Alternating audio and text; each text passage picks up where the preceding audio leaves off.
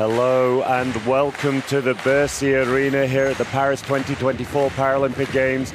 It is day 6 of the wheelchair basketball and it is men's quarter-final time.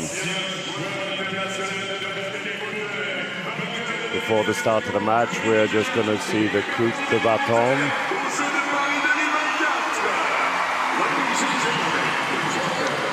As you see there, the quarterfinals here between Spain and Germany. Spain winning 2, losing 1. Germany with the reverse results, winning 1 against France, losing 2. And here are the potential routes to the final for our teams.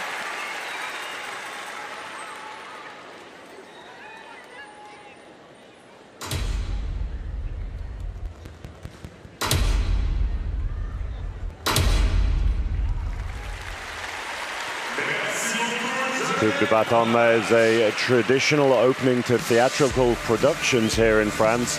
The striking of the baton to draw the attention of the spectators. Something that's been taken up in other sporting contexts as well.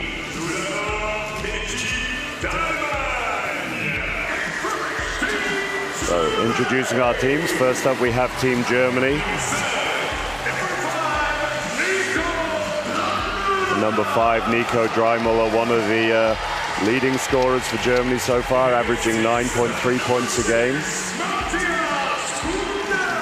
Matthias Günther, top scorer for Germany so far, 19 points a game for him.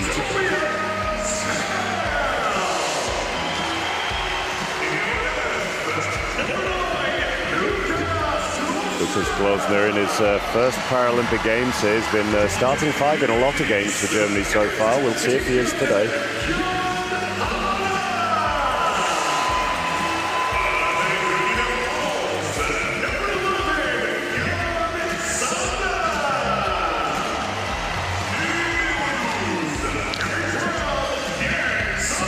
Jens Albrecht, one of the defensive absolute stalwarts of this Germany team. We're going to need to see a lot of him if Germany are to be successful. Followed by Thomas Boehmer, 13.7 points a game. Absolutely the head of this German team, controls a lot of what they do on court.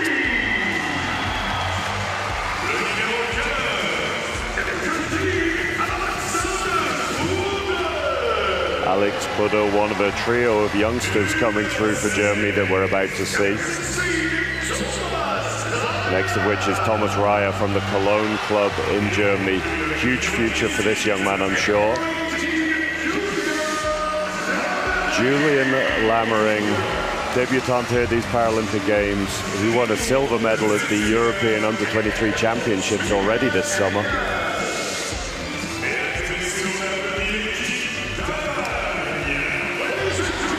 Coach Engel there, his first Paralympic Games, taking over just before the repechage tournament for Germany.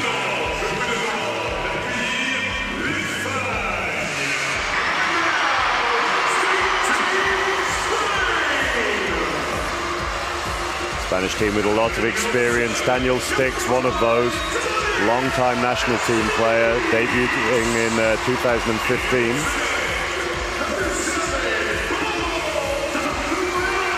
Speaking of experience, Pablo Zarzuela debut in 2005. His father was also a Paralympian in archery.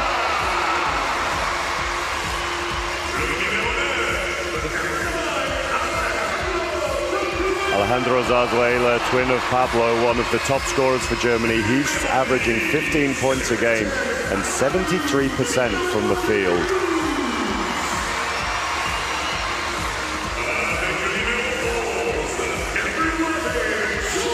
Jordi Ruiz knows a lot of these German players well.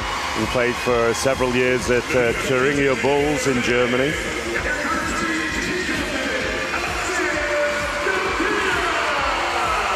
Garcia Garcia debuting in 2009.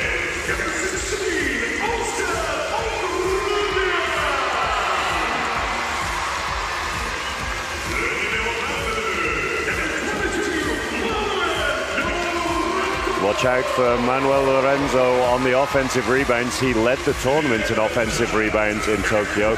Also in personal fouls, so we'll see about that today. top scorer for Spain there. Ortega, 17.3 points a game and 92% from the free throw line so far.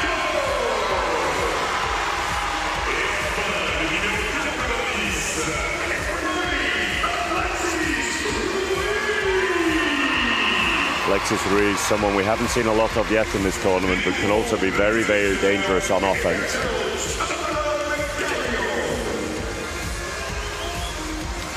Experienced coach Abraham Carrion, well known within Spanish wheelchair basketball.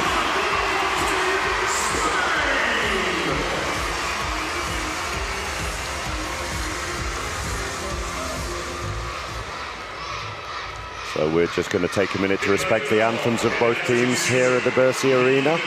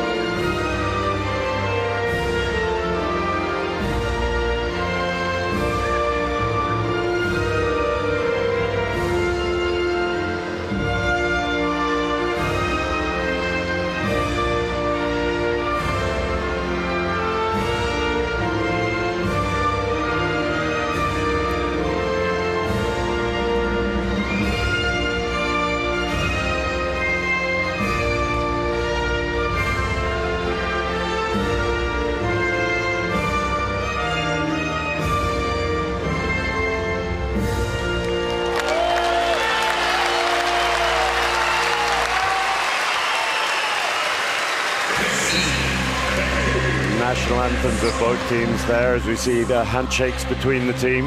Before we get to our starting fives, it's worth noting that this is a replay of the quarterfinal matchup in Tokyo. It's a back and forth game, really difficult to call all the way through to the end until Spain just edged ahead. They ended up finishing fourth in that tournament. Germany, on the other hand, they have been knocked out of the quarterfinal stage in 6 straight Paralympic Games now, and they'll be looking to change that run here. Big challenge, of course, for a new coach, Michael Engel. Very experienced, though, coached for a long time at the Thuringia Bulls, still involved in the club there, and he's been spending a lot of time before this game making sure that his players are in the best possible headspace. We saw him before we went live out on the court, interacting with his players, laughing and joking, picking up some rebounds, and just doing everything he can to really take the pressure off their shoulders here before the game gets going. You see Ortega there, Pinchot to his friends, 17 points average, 7 rebounds, just over 7 assists. He's really taken over the mantle from Asier Garcia as the leader of this team in the last couple of years.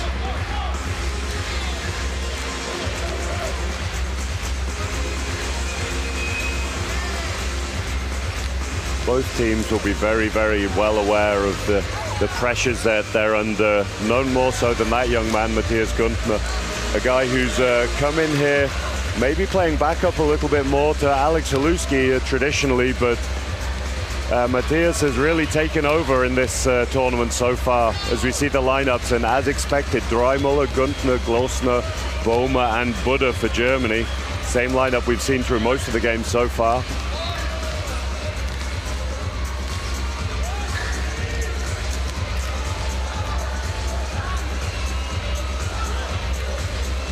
Focused and relaxed looks from Coach Engel there.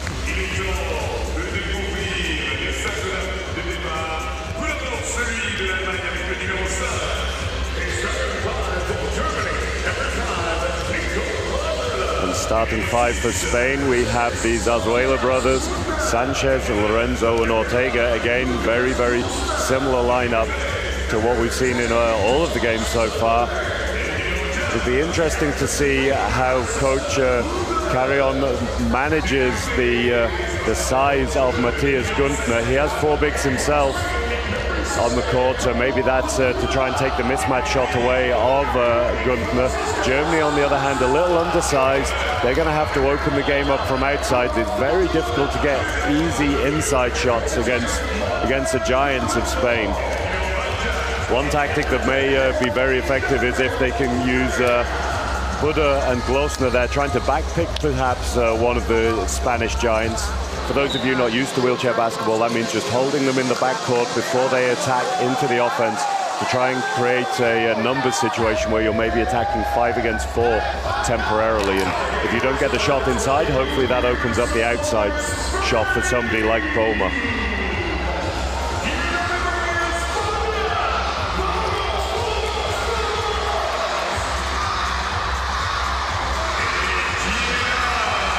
Team Germany out on the court already. Last high fives, last handshakes between the Spanish players before they enter the court, taking their time, being told to hurry up by the referee.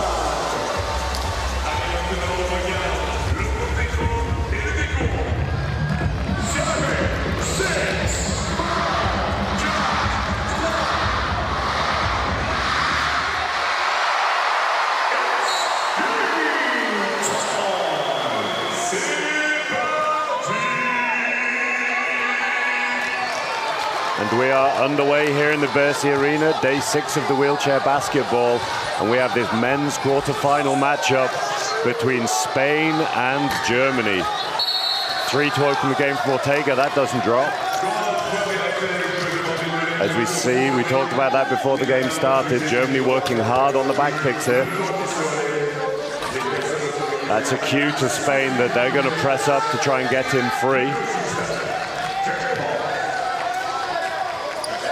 The danger when you try and backpick a player, if you don't get the ball in quickly afterwards, then the other team can maybe press.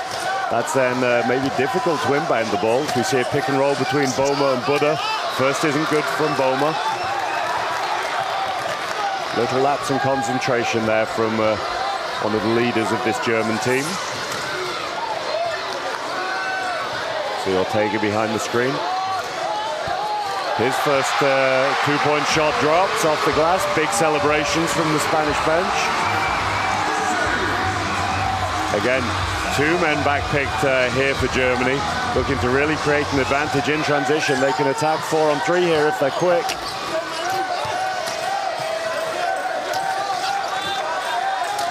They lose the advantage temporarily. Good hustle defense by Spain. Glosner just manages to hold it in the middle. A lot of contact, a lot of pressure caused by the size of Spain there, not letting Germany get any easy looks. 1-2 between the Zarzuelas. That's a comfortable little mismatch for Alejandro Zarzuela then over the smaller Nico Dreimüller. Dreimüller, a player who knows a lot of these Spanish guys very, very well from Champions Cup games over the years, but also having played professionally in Spain for a short period, one of the few Germans to play abroad or outside of Germany.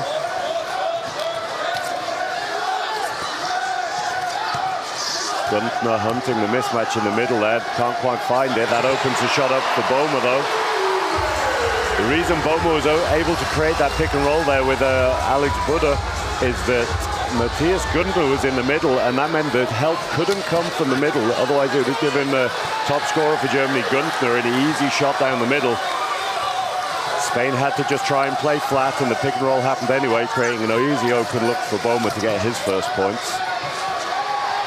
Tough pass, just a little short, hands in the lane there.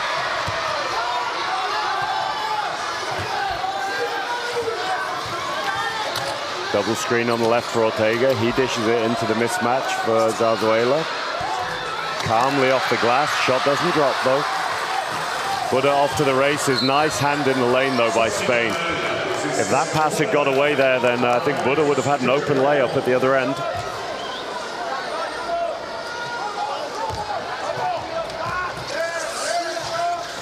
Drymüller outside the three, finds Günther. He looks at the three. Not known as a three-point shooter, Matthias Günther, but something he's been working hard on over the last year or so. Spain don't jump him, though. Good help from Franz Sanchez there, just trying to get Ortega back in the game. Germany working very, very hard, as we predicted, on these back picks, though.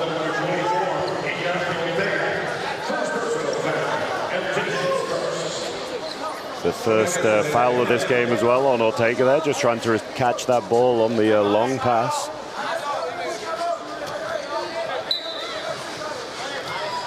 And we see Spain with a full court press here, just to try and get out to this back pick. Good two-man game between Drymüller. They're outsized against Lorenzo and Zarzuela. Transition foul there, though. Buda would have been through for the layup.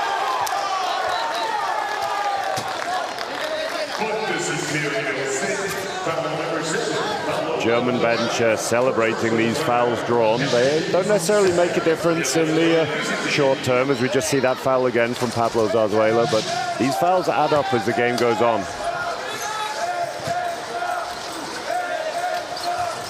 Günther be hiding for screen, struggling to find a mismatch at the minute, but Drymüller knocks that one down from the middle. As I was just saying, Günther, a player who really thrives on creating these mismatches against smaller players.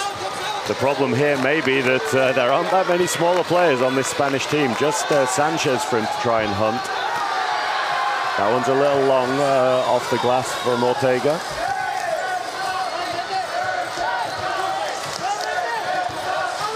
Boma doesn't look at the three early, finds Drymüller on the baseline. He knocks that one down. Very, very composed start by Drymüller.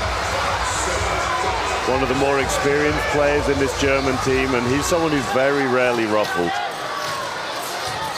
Nice tip by Buda on the ball there. Spain will have to be quick.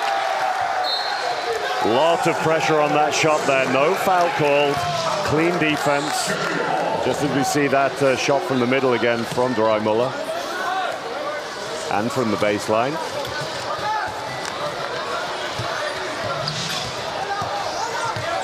Boma here going one-on-one against Lorenzo. Spain recover, but Germany attacking in numbers as Drymüller opens up for three. That's just short. Lorenzo just cheating a little on defense there, trying to get the fast break. Loses out on the rebound, so I'm sure his coach won't be thrilled about that. Günther inside, under pressure. Slightly off-balance shot. That's not really his game. Fumbled by Spain on the rebound. As I was saying, that's not really good in his game to try and take these rolling off-balance shots. He's a guy who likes to be really set, really stationary when he shoots.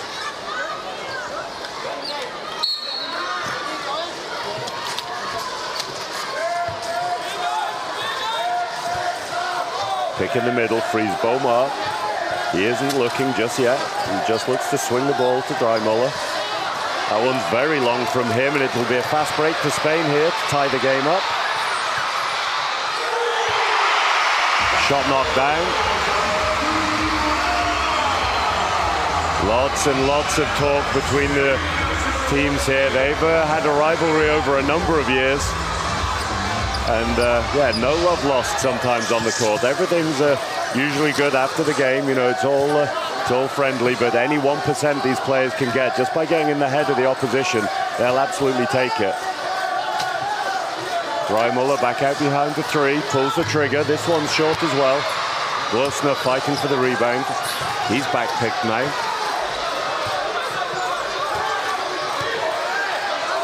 Ortega just taking his time. No rush here. Nice seal from Sanchez. Germany don't respond. That's an off-balance shot.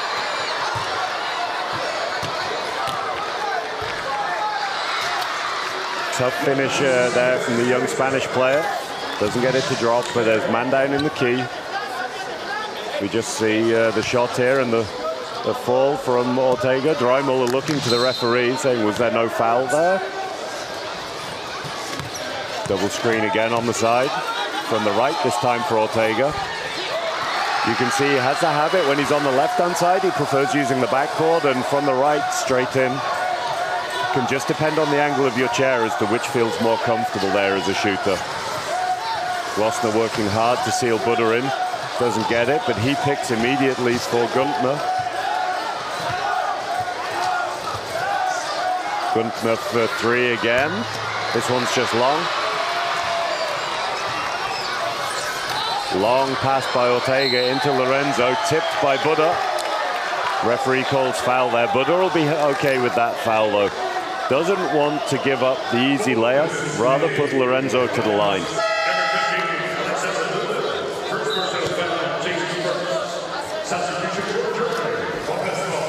Alex Haluski checking into the game for the first time now for Matthias Guntner. Very, very different forwards, the two Germans. Alexander Haluski comes from the running game originally before his injury, and he much prefers playing outside than going deep inside. Slightly more effective outside shooter. Maybe that'll make the pick and roll game a little easier between him and Butter than for the more traditional center, Guntner.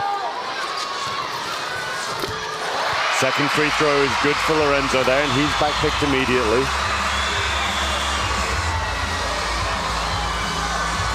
Spain have been very efficient from the free throw line so far this tournament, averaging 72% over the first three games.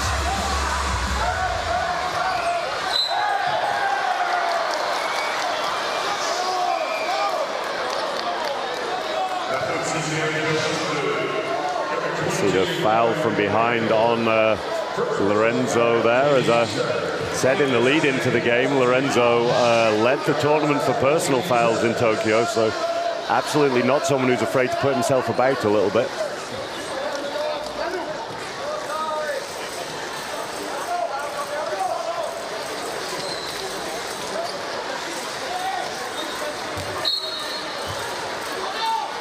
Bomer inbounds to Haluski, jumped early. They don't want to let him get hot. They know just how dangerous he can be. Seen that a number of times over the years at Paralympic Games and in Champions Cups. Good hustle by Spain to try and rip the ball away from Dreimuller there. Just coming off a Spanish chair though, it seems.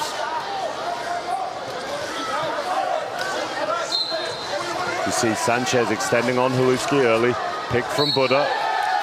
Lack of concentration there in Germany. Dreimuller's pass just leading Haluski off the court, and Dreimuller's back picks now.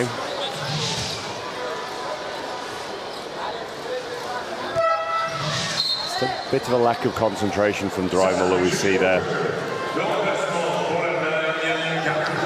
Substitution here. There were 1 pointer Tobias Hell coming into the game for the first time.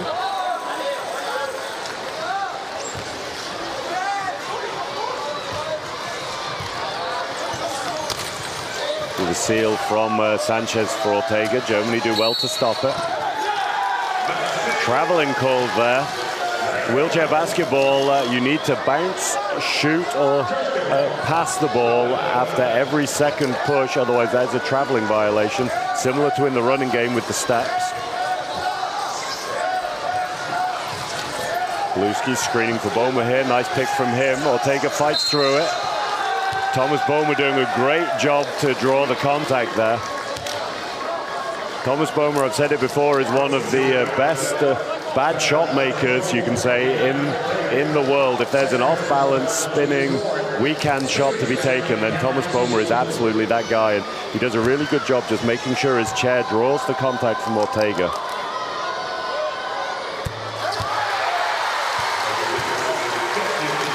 What may also be significant as Boehmer sinks that first free throw is that is Ortega's second personal foul early in the game here.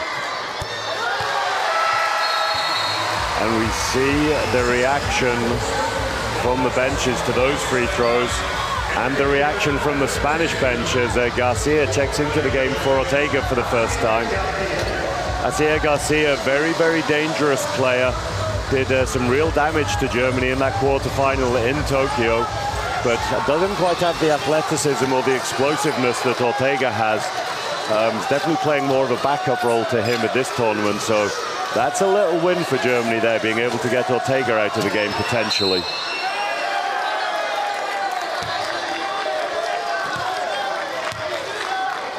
Foul called against Team Germany here. Fouled on Alex Haluski, and Spain are in team fouls already here. That means that any further defensive fouls from Spain will result in free throws for Germany. Germany, on the other hand, only have 2 team fouls, so they have a little bit more of a buffer there. Just see Hell pressuring from underneath, not jumping Garcia completely, just playing with him a little bit there, and that's a dangerous game. Absolutely going to be Germany's game plan, I'm sure, just to test Garcia, to see how ready he is. Dangerous, though, as he's someone who can absolutely light it up in big moments. Boehmer pulls out behind the 3. Mismatch for Haluski, he knocks it down off the glass. That'll be big for Alex Haluski. He's been struggling a little offensively in this tournament. It's a very animated Coach Engel there, telling his team he wants them to get a high line. They're just not quite switching on in the defensive transition here. See Garcia from the other side behind the screen, knocks this one down. Germany aren't going to just be able to sit inside on him. He's fired up, and he tends to be a big game player.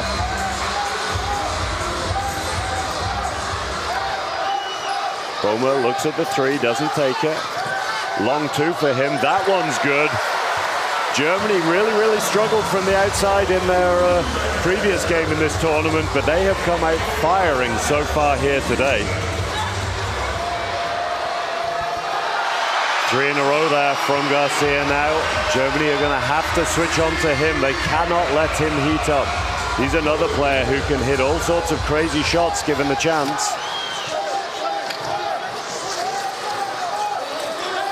See Boehmer open for 3, doesn't pull the trigger. Sanchez is down low, so the referee stops the game. There's no foul or anything there. They just don't want the player to be in a dangerous position on the floor, so the play is stopped. Clock will reset to 14 seconds for Germany. Boehmer looks at the 3. This one's just a little left. Good safety awareness from Alex Haluski, chasing that down, not giving up an easy layup. Garcia looks at the 3. This one's just short. Taken with full confidence there, though, from the experienced Spanish veteran. He's made his first 3 shots in the game, so why wouldn't he want to have a look at the 3-pointer there? Hell sealing Haluski all the way down. Pass is just a little too flat from Boehmer. That needed floating, really, to the outside hand of Haluski. The difficulty there is if you float the pass, that gives the Spanish defense a little more time to get good chair position. Picked by Buddha. He can attack the basket here.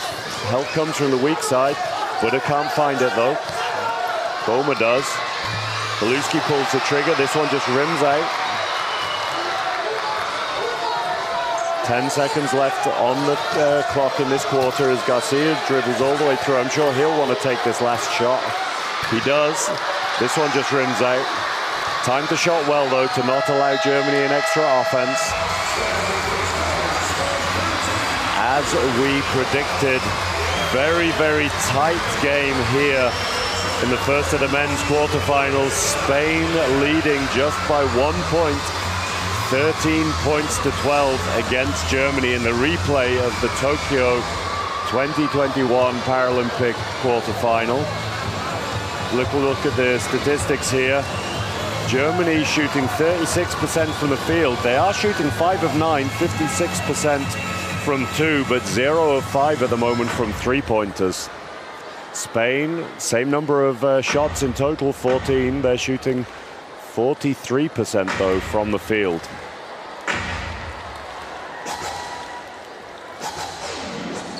See the dancers back out on court here in the Versailles arena. Both coaches just taking their time, and neither of them will be too concerned that there's an issue with their game plan here.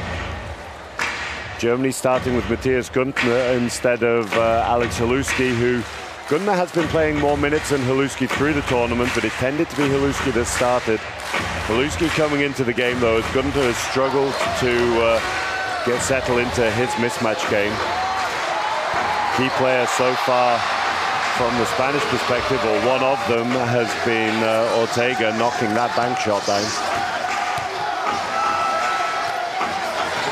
And again, where Günther has been effective is just keeping the help and not allowing the triple switch to Boma, getting him open, as we see Dreimuller open in the middle as well.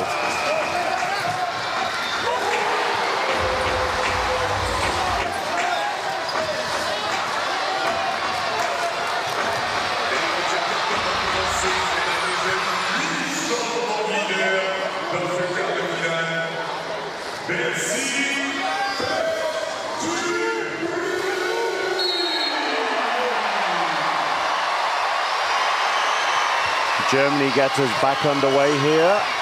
They are trailing by 1 at the moment. Danny Stix has checked into the game for Spain. Slightly more athletic, perhaps, than Sanchez, but Sanchez a very, very smart and experienced one-pointer. See, Jordi Ruiz checked into the game as well. He's got the ball in his hands early. Where Spain lose a little bit of speed when Ortega comes out of the game, they do try to bring Ruiz in to similar time if they can, just to add a little bit of speed and ball handling.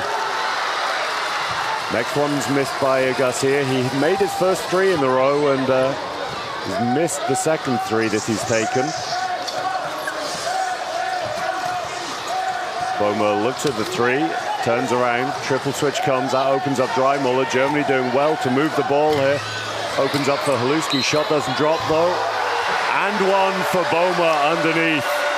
Thomas Boma, not the biggest of players, you can see, very slight compared to a lot of the guys out there on court, but that's great timing and great awareness as we see him just sniffing this rebound out. Finishes with his left, and we've talked about that a lot, the ambidextrous nature of Tommy Boma. He's someone who is so deadly with both hands. It's not even a thought for him to just switch to his left on those shots.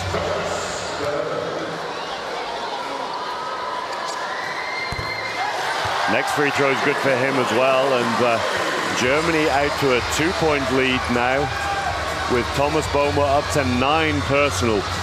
Big game for him so far in a big moment.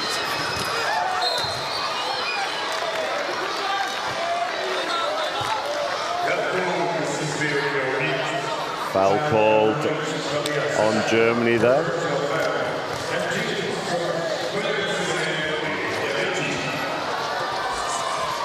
See Germany matching that change in lineup with Ruiz coming into the game by bringing Jens Albrecht into the game. As we said earlier, defensive specialist, but very, very capable on the offensive end as well. Someone who's a little smaller than Alex Butter, who he's replaced, but very explosive and cuts really well out of these pick and roll situations. Late call from the referee, just taking her time there to call that one, making sure she had it clear in her mind. And as we said before, Thomas Boma doing really well to draw the contact and get the shot in the air. Boma is 3 from 3 from the line so far.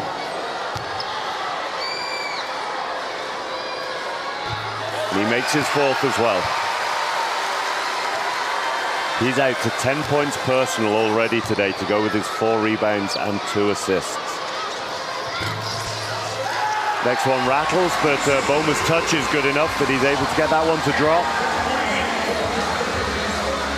A lot of contact on the back picks here from Spain. Boma just drawing some of that contact. Foul isn't called though. Garcia behind the screen, he swings it. He's cooled off a little as we see a double screen for Ruiz here. Kicks it back to the power side, but Garcia can't quite hold it. Boma breaking, he'll just take his time though. Spain have numbers back. See that pick and roll game again between Albrecht. He holds the pick, just attacks, but the seal side from Hell and Guntner just taking away Albrecht's space there. Not great court awareness by the German duo there. If they'd just attacked to the right, then Albrecht would have had the lane for the layup there, but they just brought their defender over. Too many options, if anything, for Germany. Ruiz behind the screen, he pulls the trigger. That shot's good for him, first points of the game. Jordi Ruiz, another player who can really, really go on a run. Dangerous big game player. We'll see what he brings today. Boma back on this power side behind Albrecht. Albrecht holding the pick. Shot opens up for Dreimuller, but they do well to switch to it. Boma drives through the middle. Touch shot from him doesn't quite drop. Looked as if he was a little bit caught in two minds there as to whether he should go off the glass or go straight in. Ends up not really doing either. Hard foul from Garcia. Under no control. He claims that Boma was pulling backwards, but he ran straight into the back of Boma. So we see that there again. Boma fighting a little outside of his weight class there. Knew the contact was coming and put his body on the line to draw that offensive foul. Timeout called by Spain here. I'm sure they won't be too worried about anything that they've seen so far in the second quarter, but just a couple of times there's been a bit of a miscommunication between Garcia and Ruiz about what they wanted, so maybe just taking a minute to talk that through.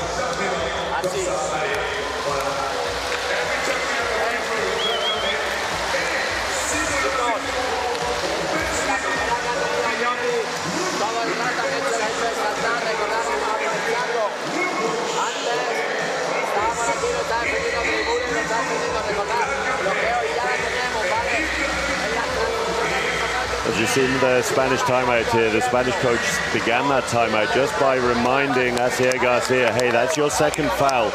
And they have other forwards on the bench, but with Garcia and Ortega both on two fouls early in this game, Spain are going to have to be very careful because both of those players play very, very heavy minutes. We've not really seen many situations so far where there's been neither of them on the court. Both of them have been known to get a little emotionally involved in the game as well. We've seen them earlier in the tournament with both of them as Ortega was thrown out of one of the earlier games for overstepping the foul mark. And with the last of which being an unsportsmanlike foul, a technical foul. And Garcia followed that straight up by getting a technical foul himself. So that emotional management is going to be key. Double team from Spain on Guntner means that Boma's open for three. Rushes it a little though. 2-point lead still to Germany. See much more controlled from Garcia there, avoiding the contact. Ruiz from behind the screen. That one's just short. Guntner and Dreimuller looking for the back pick on Ruiz. See if they can attack the 2-on-1 here. Dreimuller spaces out to the baseline. Guntner open in the middle on the mismatch. Great extra pass down to Dreimuller. He would have been well within his rights to take that shot. Great shooter from the middle, Matthias Guntner, but dumps that one down to the open teammate. Nico Dreimuller, 3 of 6 now and 6 points personal for him. Here we see that line that Coach Engel was indicating he wanted earlier in the tournament, earlier in the game, sorry. He wants the German defense starting on the halfway line with a flat line. Ruiz open behind the screen, goes off the glass this time and knocks that down. He has a bit of a habit of if he's missed a couple straight in, he's more than comfortable switching that to a shot off the glass just to try and find his rhythm. 3-on-3 briefly for Germany as they attack in numbers now. Buddha's going to be open, but a lot of contact. Mismatch for Gundner, just rims out. Unlucky there, that one looked good. Gundner struggling so far, shooting 0 of 4, but only 2 of them have been twos. Very subjective call there as we see Asier Garcia come flying in. Alex Buddha didn't quite have chair position, but Glossner doing well to put his body on the line as the giant Garcia comes flying in. If the referee had missed that initial contact from Buddha, that could have been a third personal foul for Garcia. Does well, though, to see it. Shot off the glass is good for Garcia. Germany would do very well as they call a timeout here to jump slightly earlier on Garcia. It doesn't need to be Glossner jumping from high, because Garcia wants to continue rolling towards the baseline. That jump really needs to be from Buddha, from low, to force Garcia back up and into the traffic.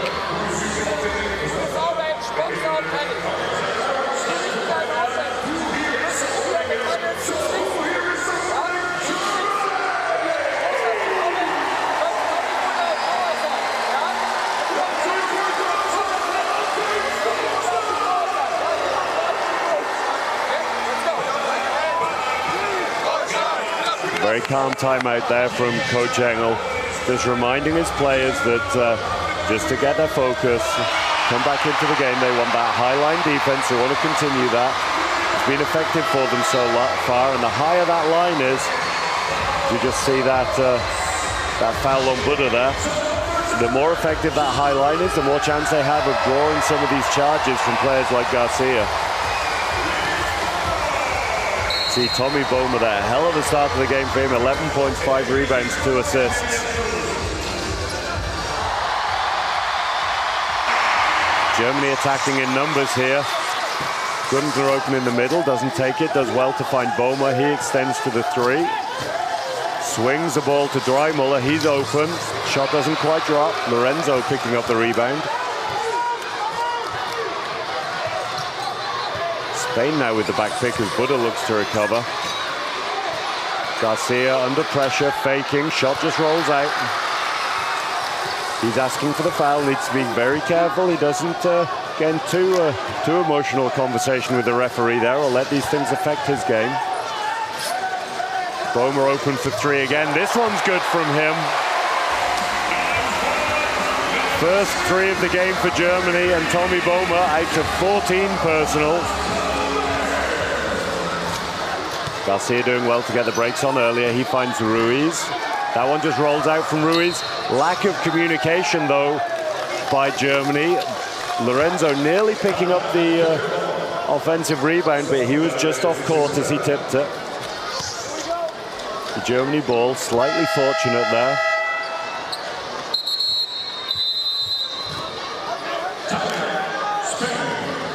Second timeout by Spain there. Germany out to a 3-point lead now. As we predicted, this game absolutely going backwards and forwards. We just see the referee, before we cut to the timeout there, in conversation with Garcia.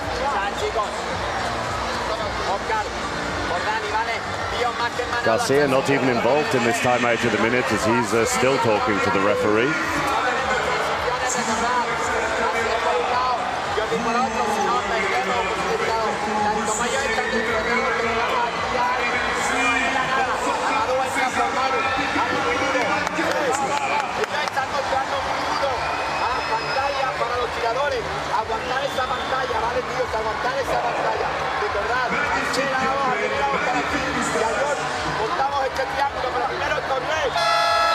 Germany out on the court and ready to go. They're wanting to press Spain straight out of the timeout, as we just see that 3 from Boehmer. They had the man out before the timeout was called. See that 3 again.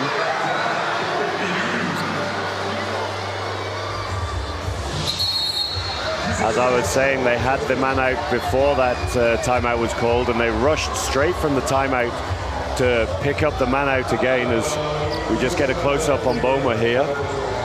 There we go, we can see that again now. Straight away onto Garcia's foot plates, not even letting him leave the timeout. He's back-picked. He needs to be careful just pushing into the back of Glusner here. The referee needs the angle to be able to see that.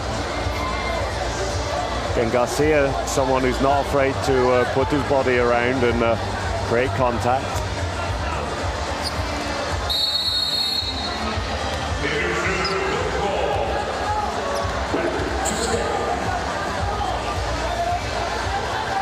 Rubia looking to help Gunther. Germany playing 3-on-3 for now. Doing well to keep working on the man out. Dreimel is open, taking his time though. Boehmer behind the screen. Fakes, looks at it, drives. Shot off the glass, doesn't quite drop for Boehmer. Again, looks a difficult shot, but one for him that is absolutely makeable.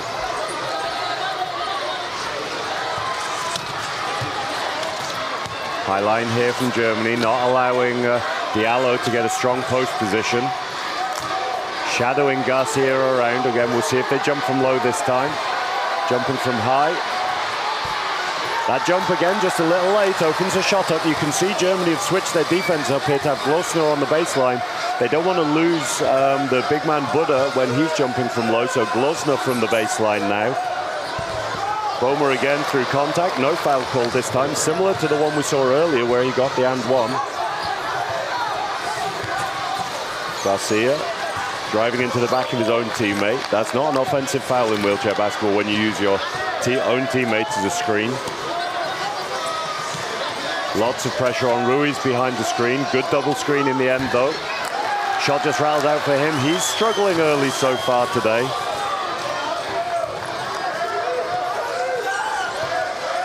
Buddha driving all the way to the baseline, taking Diallo low to get that screen position for Boehmer. Kicks it to Gunnar, kicks it back, allows the pick. Buddha inside. Boehmer and Dreimel are not quite on the same page there. Dreimel are going safety because there, which means recovering to defense, while Boehmer thought he wanted the ball. It was in fact Buddha who was potentially open on the inside, as we just see that turnover again. See Hell and Albrecht checking back, Hell and Haluski checking back into the game for Germany.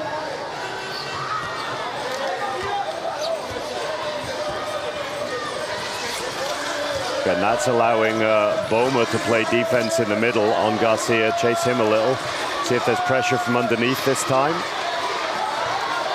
Haluski half out, enough to just distract the Spanish shooter, puts him off his shot. He's 4 of 11 now, having gone 3 from 3 early in the game. Picked by Buddha off the ball, he drives to the basket, dishes to Boehmer, doesn't take it. Lots of time still on the clock here. Dumped inside to Hell. Great off-balance finish. You could see Toby Hell a little too far under the basket there for a normal layup.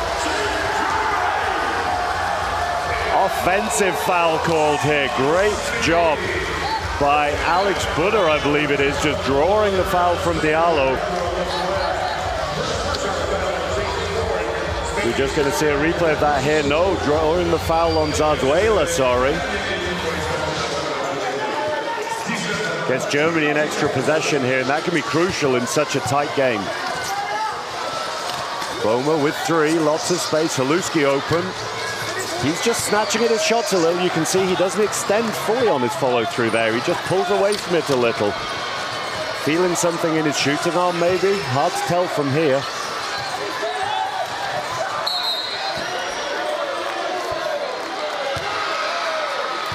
Hell puts his hand up to say that was his foul there. Dumped inside. We just see that off-balance finish from Hell. Does really well with the one-handed shot.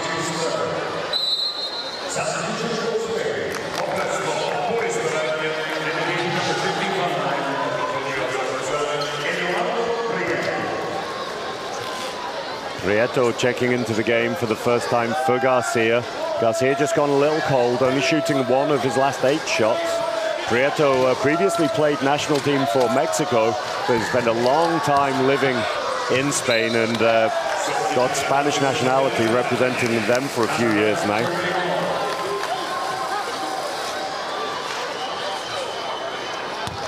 Frustration on the face of Ortega there on the bench. Germany just starting to put the tiny little gap on Spain here, 5-point lead. See if Germany can time this well just to create the 2-for-1 situation. That's where you take the shot early enough that you can still get another offense, but not so early that there are going to be 2 offenses for the opposition. Shot clock running down low. Dreimuller opens for 3. Off balance there. Germany trying to run the clock down to make the most of the time, but not being intense enough to really create a good shot either. Difficult balance there.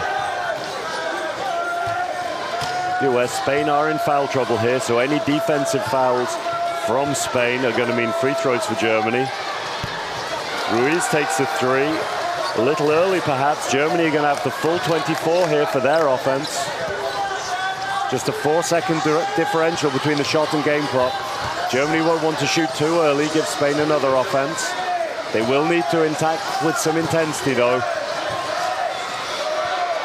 Boma driving, pick from Haluski. Boma draws the contact again from Prieto this time. It would have been team fouls and free throws anyway for Boma without throwing that one up there, but you never know if that shot's going to drop, and it could have been a 3-point play. Smart substitution here from Coach Engel as well. He brings out the more offensively minded Haluski and Buddha and brings Albrecht and Guntner into the game. First shot's good from Boma. He's 6 from 6 personal. We're going to see a press, I believe, here from Germany. Only 6 seconds left in the half, so they're not going to want to let Spain get an offense. Another free throw from Thomas Boma. He is 7 of 7 now, and it is a 7-point lead for Germany coming into halftime. Spain taking their time to inbound it. Long pass to Zarzuela out to Onrubia. He takes a 3. That's just short, though. Onrubia, very capable 3-point shooter for a Class 1. You can just see as he pushes it off the court there, he has some digits missing. The reason he's a 1-pointer is that he has an upper limb impairment, so better core function than the majority of 1-pointers, but also a capable shooter from outside.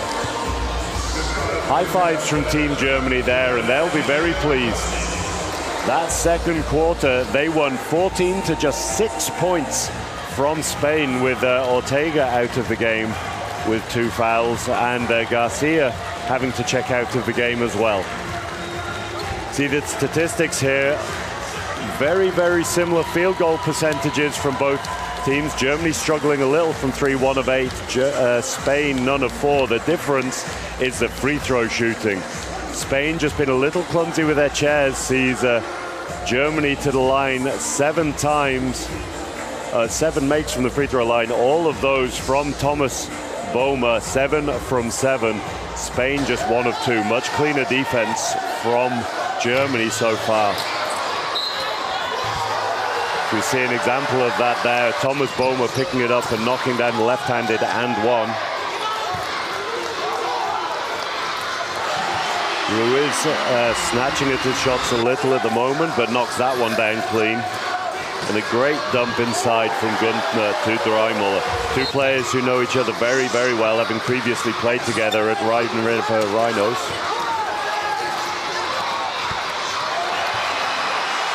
Another of those shots from Ruiz there, as we see Garcia. He was hot early in this game, going 3 of 3, but cooling right off as the game went on, shooting just 1 of 8.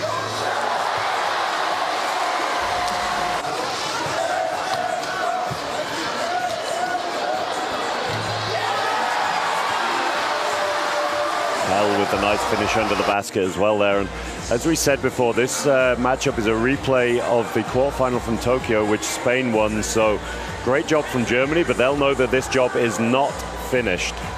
We're going to take a short break here at the Bercy Arena, and Germany are leading in this men's quarterfinal, 26 points to 19 over Spain.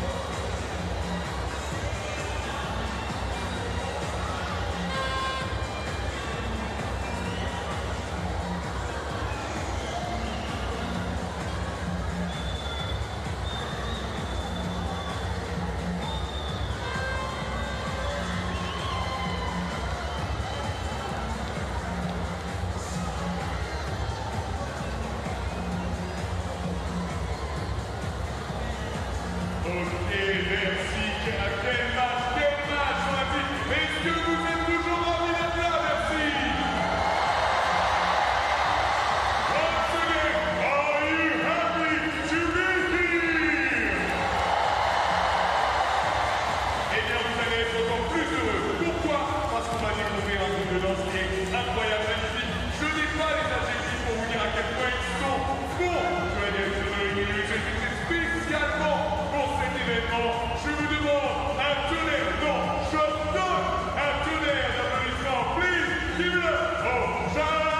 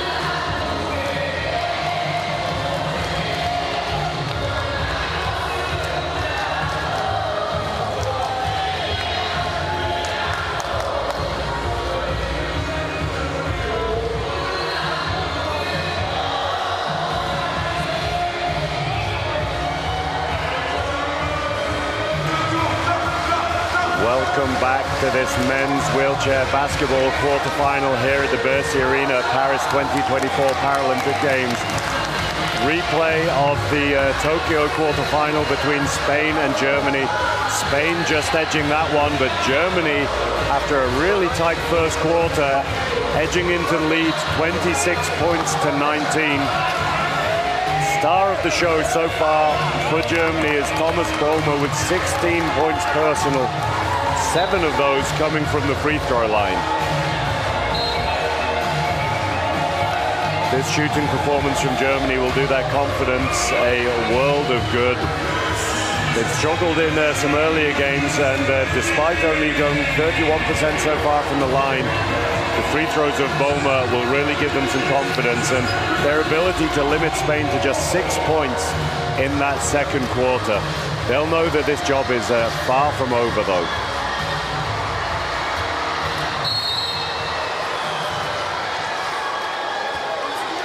Spain gets us underway here in Versailles. Ortega has checked back into the game. He was in foul trouble on 2 fouls early in the game. Had to take a long pause, along with Garcia, his replacement, also got in foul trouble. Foul by Sanchez there, and Ortega immediately backpicked by 3 German players.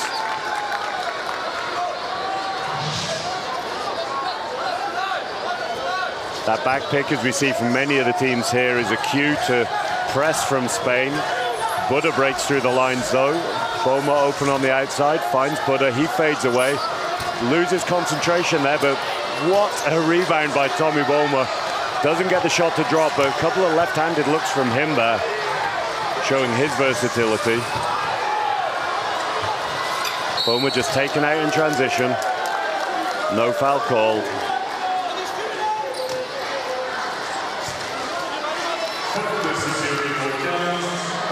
Smart foul by Buddha, just tipping the ball out of bounds before Ortega gets a good look. That is the 3rd personal foul for Alex Buddha though, so he's checking straight out after just 30 seconds. Jens Albrecht back in the game, slightly smaller but more explosive. Just pressuring Ortega, teasing him at the moment, seeing if that time on the bench has cooled him off a little bit. Sanchez open in the middle, shots very short there. Sanchez, a really smart one-pointer, great at creating space for his teammates. Not the most volume scorer in the world, but someone who's capable of knocking that shot down. Boehmer behind Albrecht's screen here. He holds that pick, drives, dumped inside by Boehmer. Quick finish by Albrecht, doesn't quite drop. He was a little deep under the basket there. Tough finish for him. Scoreless in the first minute here in the 3rd quarter. Second quick fire foul from Team Germany. Dreimuller this time. We saw in the first half how important free throws can be. Germany are going to want to be aware they don't want to get in foul trouble too early. Again, just teasing Ortega here. Gooden not quite committing enough. There are times where you can pressure from underneath there, using your voice, using your hands to create a little anxiety in the opposition. Gunda, though, quite static, you can see there, not really pressuring Ortega, or not creating any genuine pressure.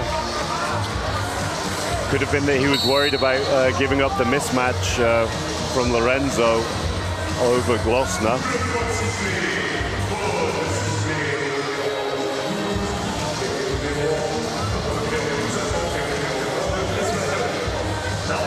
Slightly out of camera, we just see the referee calling there a double foul called. He's called that on Albrecht and Lorenzo. They're just battling for position, I imagine.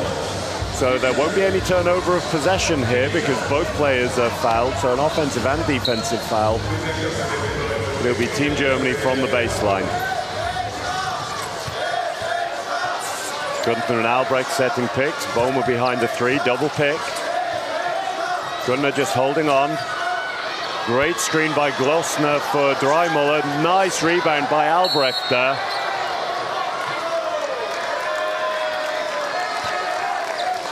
Ortega showing his aggressive nature, ripping the ball out of Albrecht's hands. See that really strong rebound, but strong over the top, just ripping him down. No foul, that was all ball. Ortega threatens the three, goes under though. Looking behind the screen, slightly more pressure this time by Glossner and Guntner. Those two creating slightly more pressure, but just a little too passive, not really getting out to Ortega there, and he's someone you don't want to let heat up. Sealed by Glossner for Guntner, can't follow it. Pick in the middle, Boma, floater over the top, tough shot, doesn't drop. He'll chase it down though.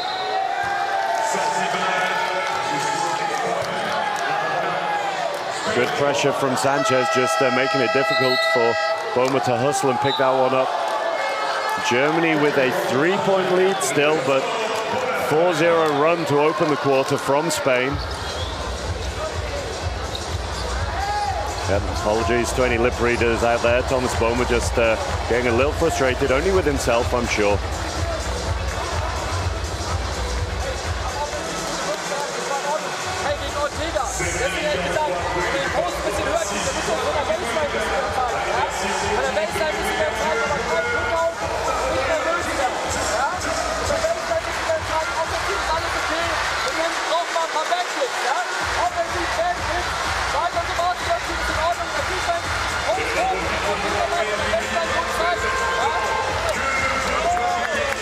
Key points from Coach Engel's time out there. He's just saying that the defense is okay against Ortega himself. The problem is that the post player on Ortega's side is being allowed to get too close to the side of the key.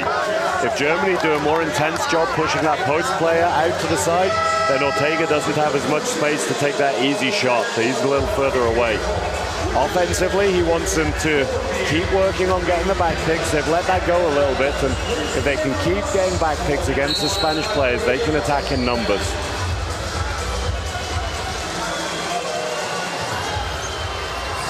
That high line broken straight away. Germany, Matthias Guntner frustrated with himself there, I'm sure. Not being quite flexible enough and beaten on the drive by Zarzuela. That created all of the space in the world as he needed help for Ortega to drive. Easy 2 points. Exactly what Germany wouldn't have wanted out of that timeout.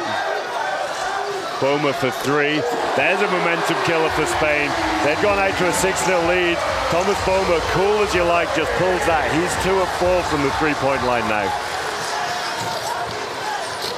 Again, Ortega driving inside, draws Dreimuller down. Nice hands by Dreimuller.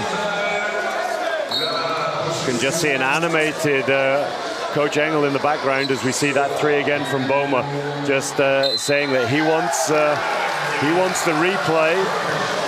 No replay necessary though. Here in Paris, the referees do have the ability to check the monitor, but they didn't need it that time. Referees changed their call. That's going to be Germany ball. And just off shot, we saw the referees giving Ortega a warning for being overly aggressive, perhaps, towards the referees in his conversations. Shots long for Guntner. He's yet to make a shot from the field today. Struggling a lot, the German top scorer today. Those points being picked up by Tommy Boma, though. That warning could be key for Ortega. He's, as I said earlier, been kicked out of one game already this tournament, just for being a little overly animated with the referees. If he gets caught up in another conversation with them, he might well get a technical foul, and that will be shots to Germany and another personal foul for him.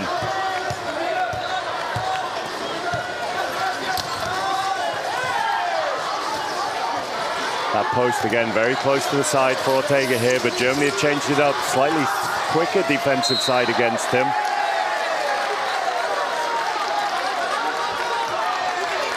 Foul called on Glossner there. And see the tactical change from Germany here as we just see that foul again. Rather than the slightly slower 1 point Glossner and Matthias Guntner on Ortega's side, they've switched it up to try and have the speed of Tommy Boma on that side. Just take away take away the post position, but Ortega using his chair skills, just driving through, knocking that shot down. That's the downside. You have the quicker but smaller defensive side, and Ortega's able to get those mismatches. Real back and forth game here as Spain take that Germany lead to just 2 points now.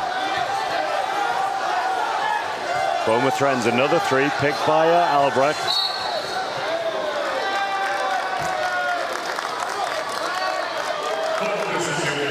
Foul by Zarzuela this time. He was asking for the offensive foul to be called on Albrecht here. He believed that Albrecht was backing into him.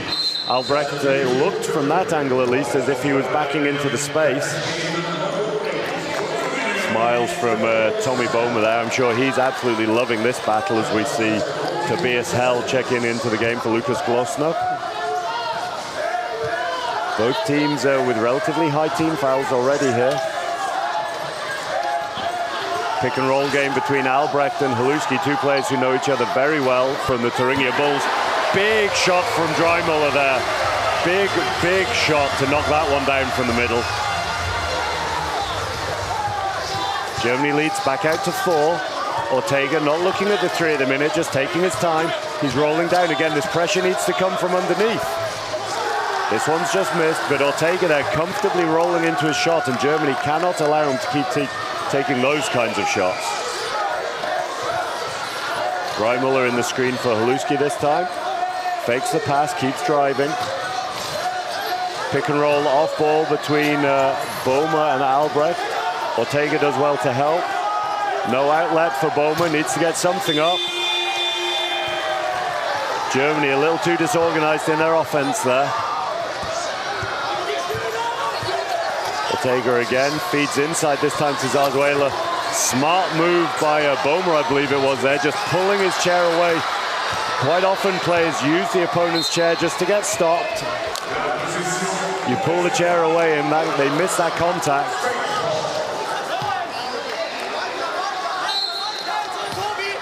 Fumble, last touch off Alex Haluski there. This will be Spain ball. Shot rolls round and drops in from Ortega. Celebrations from him. Might be a little early to be celebrating too much here. He's done very well so far in this third, but early in the game. Boma taking his time again. He's looking to run that pick and roll again with Albrecht. He drives. Tough for Boma. Finds Haluski open though. He knocks it down off the glass. Again, Alex Haluski has been struggling a little in the tournament, but it'll do Germany the world of good to get his gun in the game. Can be big. Matthias Gunder struggling with the size on defense of Team Germany. So the outside presence of Haluski could be absolutely key, but Haluski didn't quite get his chair position there. Foul called. Just a second personal for him. Alex Buddha's checking back into the game for Jens Albrecht. Germany have had a couple of examples where they've just been a little bit smothered on the offense, not quite able to get the pass off with the size of Spain. So Buddha checking back in. Not quite as explosive as Albrecht, but much bigger in his chair. Team fouls here from Germany, so that'll see Lorenzo at the line. First is short. High pressure shots, these. Spain have been a good free throw shooting team so far this tournament, shooting 72% through the group stages.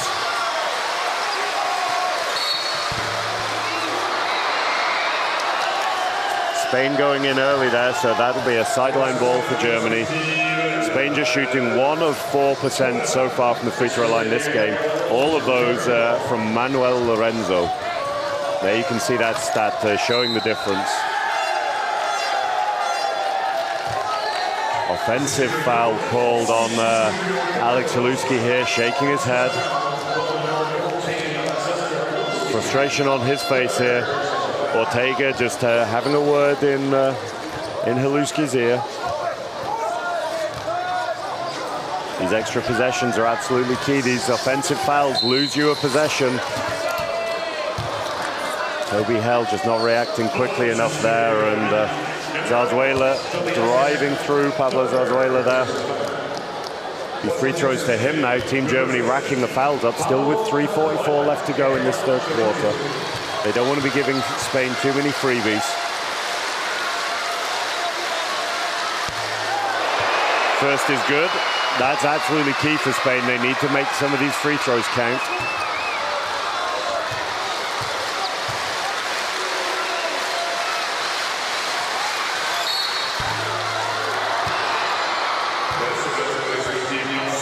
That shot just long, but as the referee says that Team Germany entered the lane too early, it'll be another free throw.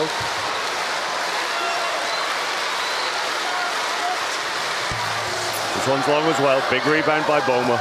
You can see the long rebound there. It's important that you box out the shooter.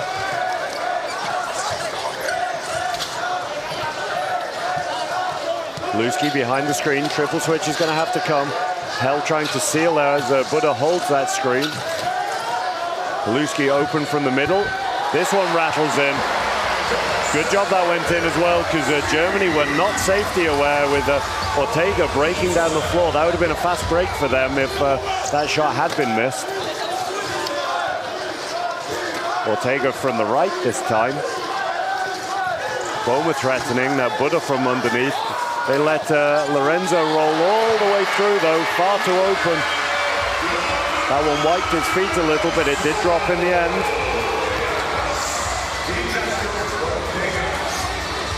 Germany working hard again to maintain this back pick. They're going to look to attack in numbers here.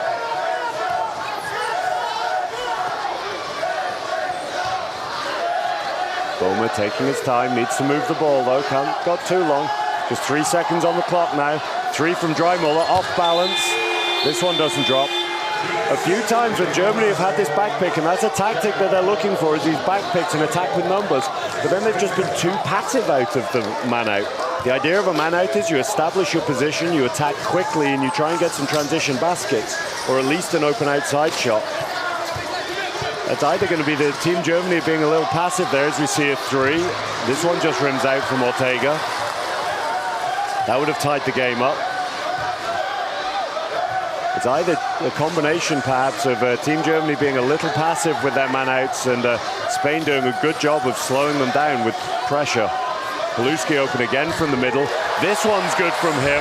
He's starting to heat up a little. 2 in a row now from the former Belarusian running game basketball player.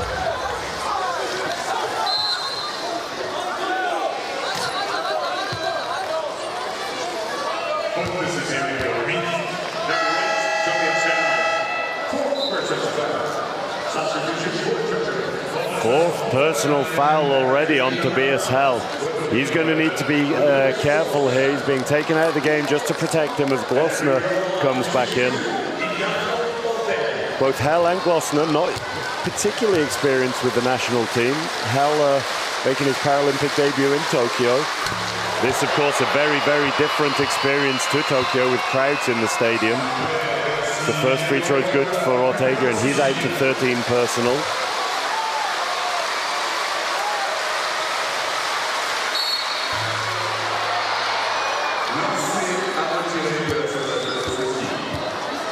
That free throw wasn't good, but he'll get another look as the referee says that Lewski was just a little early into the lane here.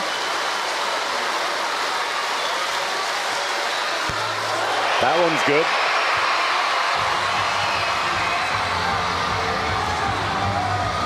For Germany again with the back pick. Just a lack of concentration between Buddha and Glossner there. They just lose that, but Buddha re-establishes the back pick. Numbers temporarily for Germany. Pick and roll between Dreimuller and Boma. Lots of contact making the roll difficult for Dreimuller. Great feed by Boma. Dreimuller under a lot of pressure there.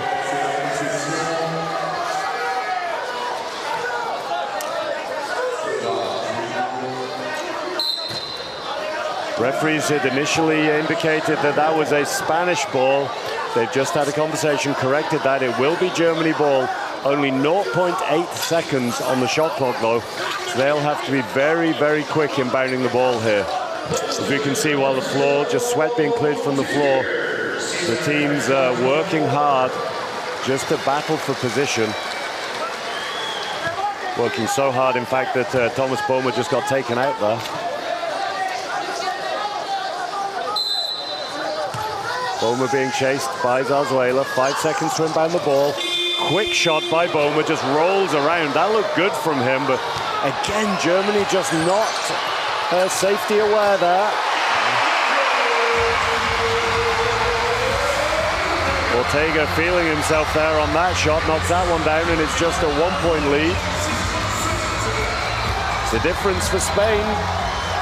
So the celebrations from Ortega are justified. Like early in this game, they were struggling, and that is a heat check from Tommy Boehmer there. Cool as you like, none of the celebrations from him. Ortega, busy celebrating, gets backpicked, and Boehmer just comes out and hits a three. Takes all of that Spanish momentum away here. Really back and forth game. See that heat check on Ortega. That shot doesn't drop from him, just a little short. It's the danger of celebrating too early. Again, Germany really slow to attack out of this man out.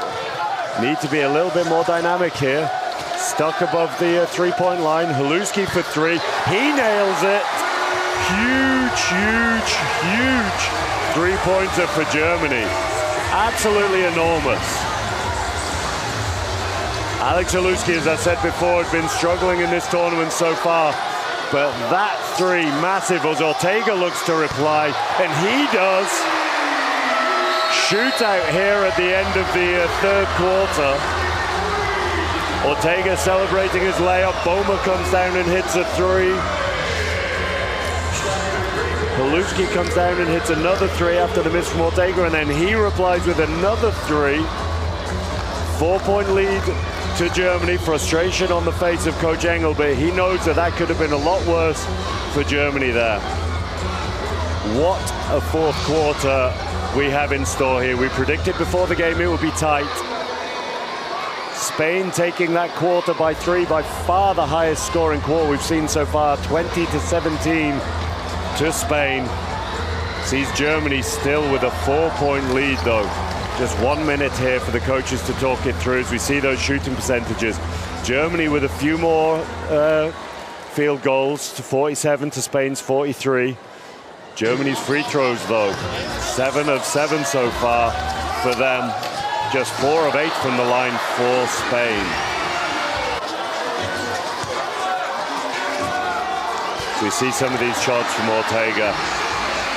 A player who absolutely thrives on his emotions. We've seen the best and worst of that so far today. Making big shots, big celebrations, absolutely key moments, but also a warning for him for getting overly emotional. So that's something that in this fourth quarter, he said one thing too much, and it could be technical fouls and possession to Germany. Could be key. No surprise, though, that emotions are coming into play here. Huge game for both teams. Both know how important this is. First 3 matches just establishing their group positions, but now this is do or die. This is quarterfinal time, and Spain won this game 3 years ago in Tokyo. A lot of things have changed for Germany since then, though. New coach just before the repechage, a couple of new players coming into the team, and the start of a rebuild for Germany.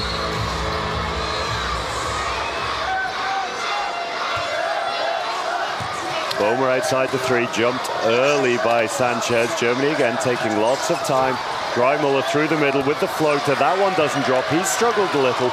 Been very, very consistent early in the tournament, Dreimuller. He's shooting just 4 of 13 so far today, though. Ortega looking for that mismatch. Shot doesn't drop. Glosner, a long one-pointer, creates a lot of pressure. Ball just tipped away on the offensive board by Zarzuela, and it'll be Germany ball.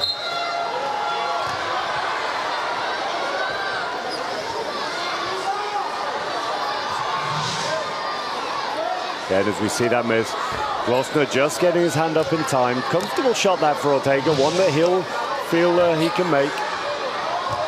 Again, Spain pressing up against the German backpick. Germany are going to have to attack these back picks a little earlier. They're arriving in their offense very, very late at the moment. Drive from Dreimuller, doesn't quite get the pick for Haluski though.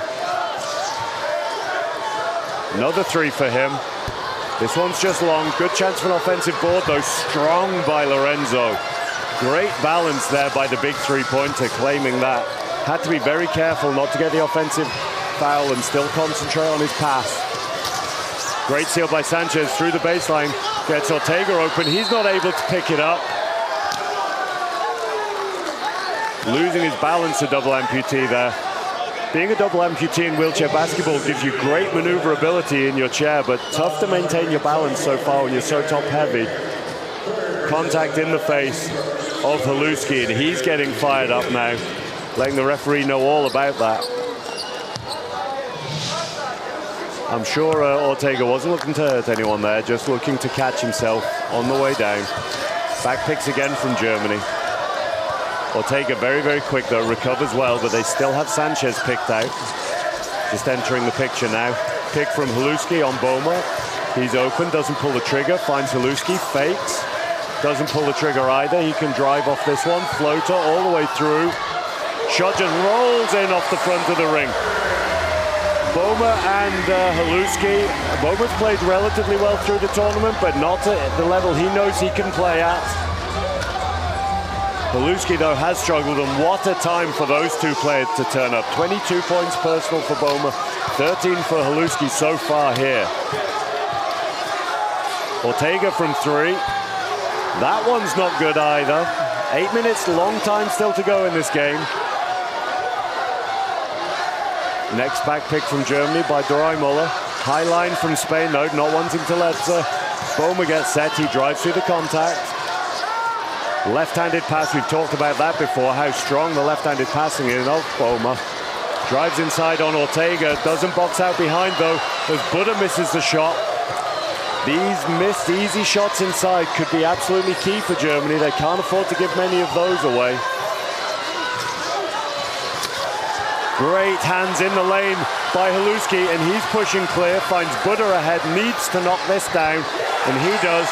Calm as you like. That'll be a timeout for Spain. Big celebrations for Buddha. Normally a very calm and collected customer, as we just see. Smart read by Haluski there. Knew he didn't have defensive position on the man. Gets the steal though. Germany out to an 8-point lead, 4-0 start to this quarter. Spain did the same in the third. They went on a 4-0 run, forced the German timeout. What a game of basketball we have here.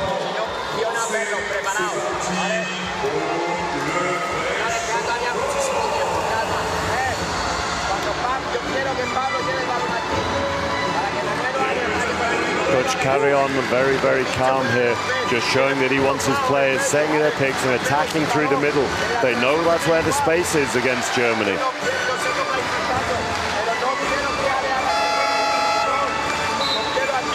Again, showing cross the court, attack the elbow. They'll find those mismatches. They'll find those shots from the middle. We see that three from Boma again there. Cool as you like from him. Worth reiterating, Team Germany have lost out in the quarterfinals at the last 6 consecutive Paralympic Games. Tommy Boma, what a game he's having. Struggling a little from 2, but 3 of 5 from the three-point line and 7 of 7 free throws. What a performance by him, leading by example here. Ortega's behind the screen. No basket called by the referee. Foul was called on the floor.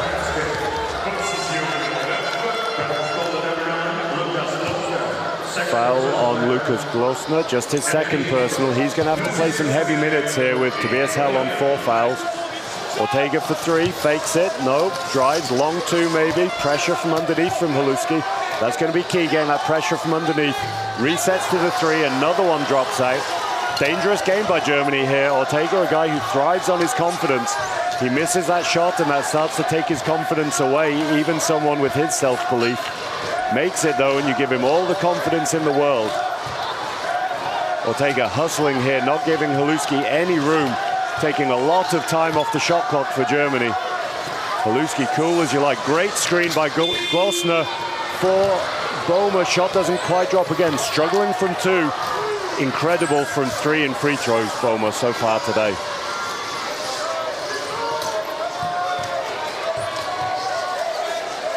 Pressuring Ortega again.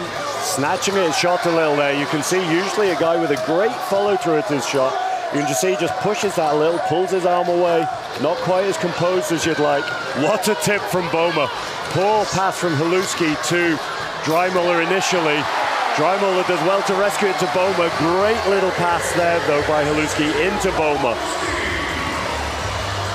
Looking to set the high line, Germany, telling his team to collapse, though, Boehmer, as Haluski was backpicked. 10-point lead. That's the first double-digit lead of this game. Zarzuela under pressure underneath, drops it in, though, back down to 8. Such a key moment there, that pass into Boehmer, and he just had the awareness to flick the ball over the head of the Spanish player. Do we see that layup again? Great composure by Zarzuela on that shot there. See the drive by Haluski, finds Boehmer, cool as you like.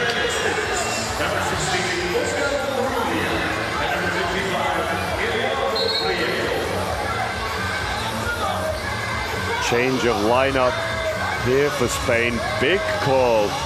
Prieto, who's not played many minutes so far in this tournament, coming in perhaps the most crucial moment of Spain's tournament so far.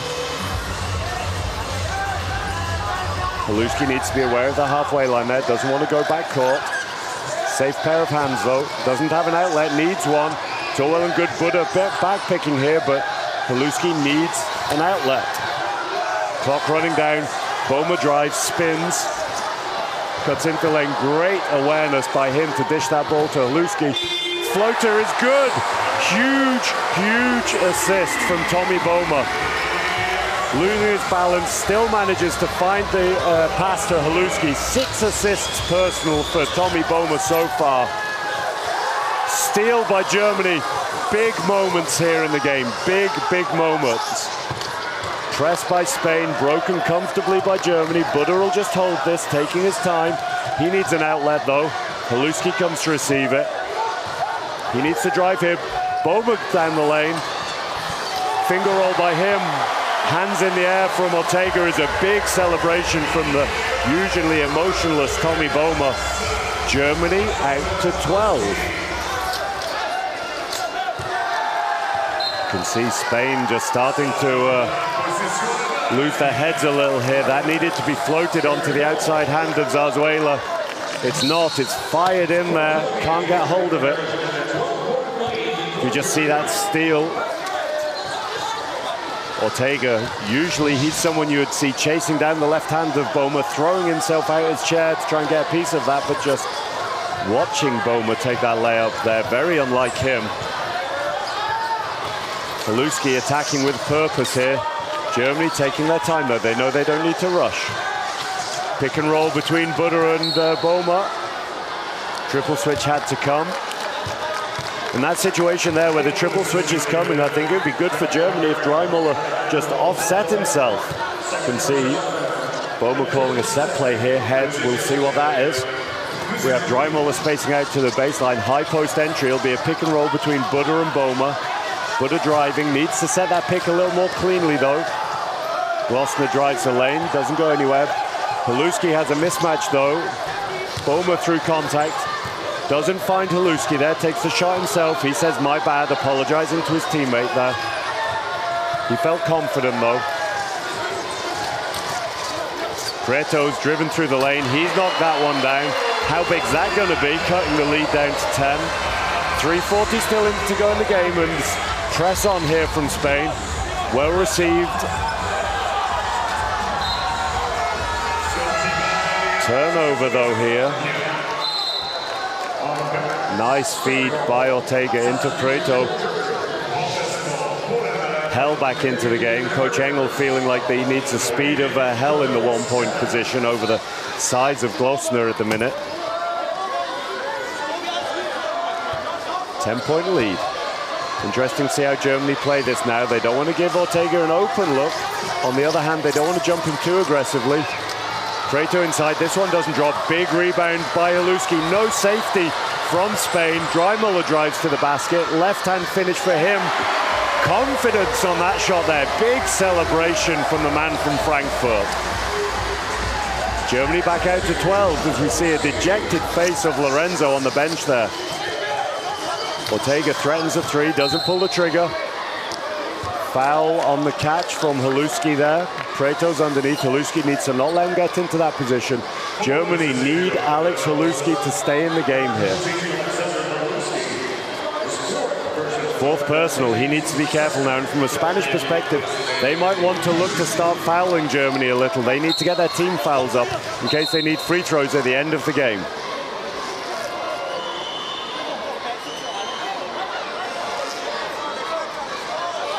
Haluski staring out Ortega on the baseline there, putting him under all sorts of pressure. Jump from low, need the triple switch here, Germany. No basket called, foul was well before the shot. Foul on Team Germany. It's Spain that need to be picking up the fouls, not offensive fouls, of course. Fifth foul from Alexander Haluski. He's been huge in the game today. 15 points in 20 minutes to go with his 6 rebounds and 6 assists. Enormous minutes for him. And a guy who's an absolutely deadly free throw shooter normally.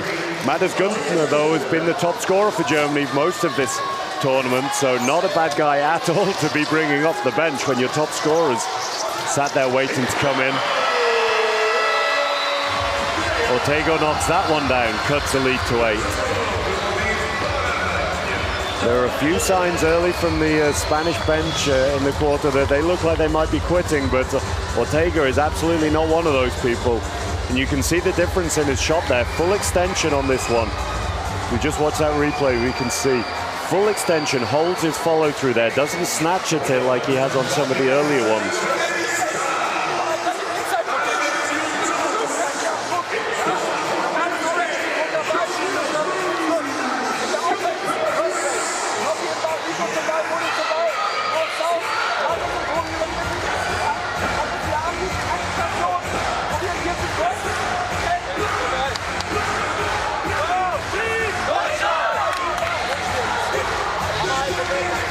Very cool faces on the Germany bench there. None cooler than the emotional coach that is Michael Engel. We've seen him a few times in the background, running up and down the sideline, just gesticulating. One of the most positive coaches in the game. Gets really behind his players, really supportive, but very, very emotional guy. You can see him so animated on the sidelines. Team Germany taking their time here, working again on the back picks. Hell doing a great job. Man down in the lane. Buddha needs to be careful as it wasn't a foul there, but if he times it wrong, it could be seen as one by the referee. We see that headset again from Germany with the high post from Alex Buddha.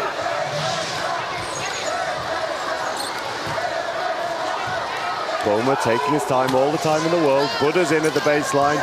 Pass from Boma, doesn't quite find his target though. Spain did well to recover there. Germany still with a 10-point lead. They'll be relatively happy with that, but they need to know they cannot give Spain any momentum if they want to get this win here. Booking their first place in a semi-final since 1996. Offensive foul called against Chateau. How big is that moment? 2 minutes 20 left in the games. We see that drive. Good chair positioning from Dreimuller. Veteran move by him. That could have been a no call, but Dreimuller making sure that the referee saw that there was the contact there. Team Germany taking their time, offensive call, and that was exactly what we said in the last possession. Alex Buddha has to be smarter in that situation. He knows that the player's beaten. He knows they're going to look to try and get the offensive foul from him. It's the only way they can stop that possession. He has to just pull away. All that good work of drawing the offensive foul from Nico Dreimuller undone there. Germany still with a 10-point lead though. 2:10 left to go in the fourth quarter.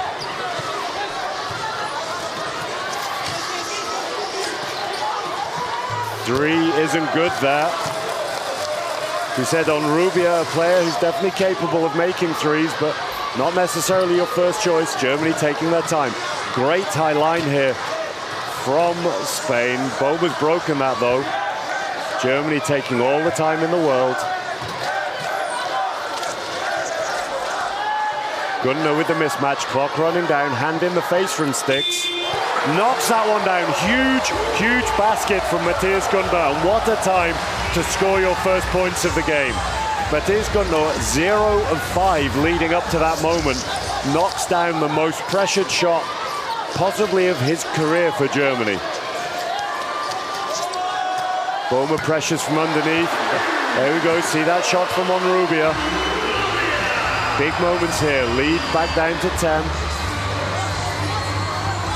Interesting to see at what point Spain start fouling here. At some point, they're going to have to put Germany to the free throw line, you'd think, and the clock is running down. Ball in the hands of Matthias Gunnar. He's going to want to find Tommy Boma, though. Clock running down. Another mismatch for Gunnar here, fading away. Huge shot, just rims out. Ortega with a long pass again, no safety from Germany. Calmly picked up, still no foul. I can't believe this from Spain. I don't understand why they are not looking to foul in this situation. Alex Buda, no awareness around him there. He needs to just, he's made the pass, it's a great assist, he just needs to put the brakes on. Matthias Gunnar had an uncontested open layup if he made that there. Alex Buda's fouled out of the game now as well, so that's going to be Jens Albrecht checking back in. Alex Buda's still a young player, but he needs to learn from these situations. 2 offensive fouls giving Spain 2 extra possessions. They could have been key, they're not. There's a 10-point lead here for Germany. And honestly, I can't understand why Spain haven't looked to foul here to stop the clock.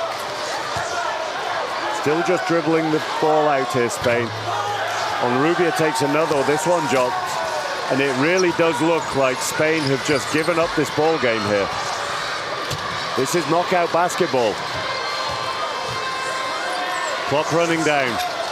And it's hard to overemphasize what this is going to mean for these German players as Matthias Gunnar takes a 3 with the shot clock running down.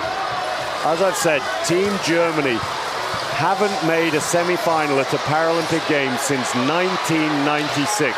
A number of players in this Germany team weren't even born the last time that happened.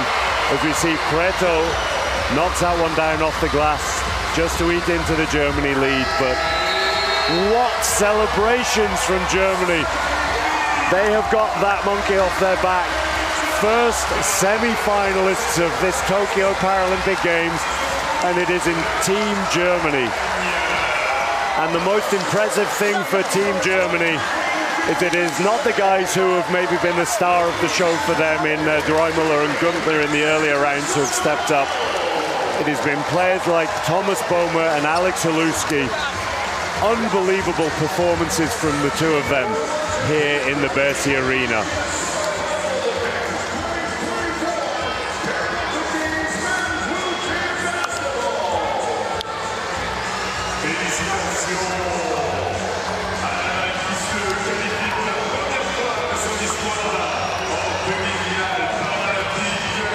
Dejected looks on the faces of some of the Spanish players here. Respectful handshakes all round, though. As just off camera, you can see Coach Engel throwing fist bumps at the crowd, Jurgen Klopp style here, and Tommy Boma quietly smiling away to himself in absolute disbelief. Hugs between the German superstar and his coach. We just look at some of these individual numbers. Thomas Boma playing 40 minutes. Start with the quote-unquote negatives for him, shooting just 36% from 2. But Thomas Boma, what an unbelievable 3 of 6 from the three-point line for Boma. 7 from 7 from the free throw line. 15 rebounds from the diminutive German to go with his 7 assists. Not far off a triple-double as we see the celebrations from the German bench there. Sebastian Volk on the bench there, former national team captain, new assistant coach to this team. And as I said, hard to underestimate what this will mean to Team Germany and so many of the parents that we can see in the crowd.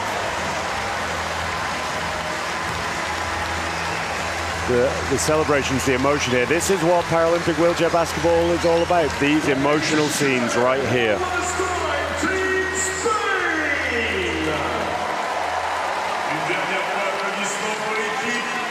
So statistics here.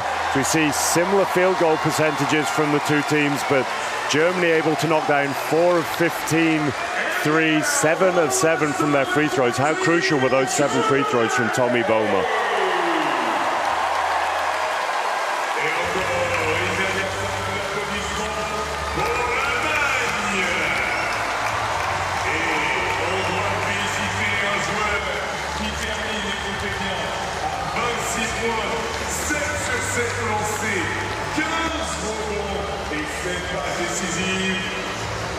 Tears on the face of Captain Jan Haller there, veteran of this Germany team, a guy who's seen so many disappointments over the years with Team Germany.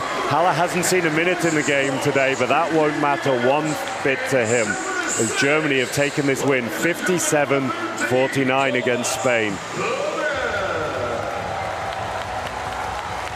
We just see the brackets there. Team Germany, our first semi-finalist here in the Bercy Arena, Paris 2024 Paralympic Games. Huge moment for the basketball nation.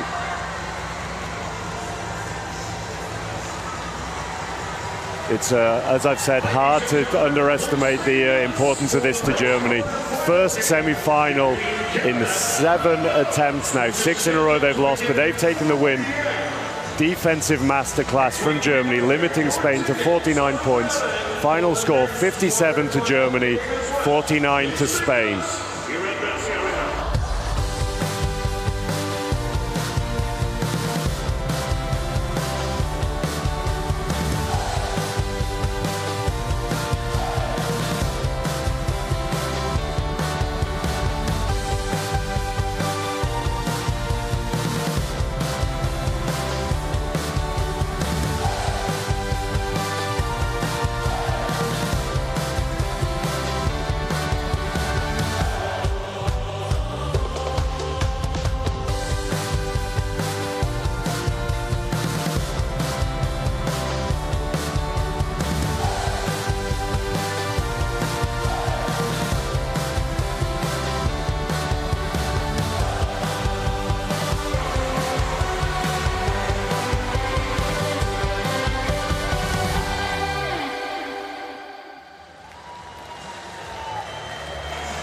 What a match we've just seen in the Bercy Arena here. Team Germany taking the win in the first quarter-final over Spain, 57-49. Team Germany in their first semi-final since 1996. And commiserations to Spain, they fought hard, but Glückwunsch and Team Deutschland, they were victorious today.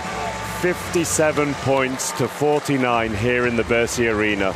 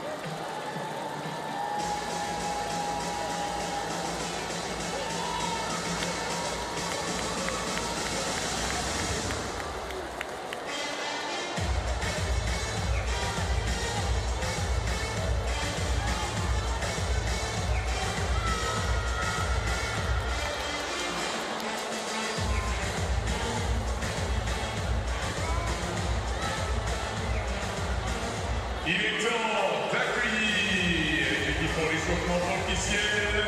Ladies and gentlemen, for official warm-up, please welcome les Pays-Bas, Team Netherlands.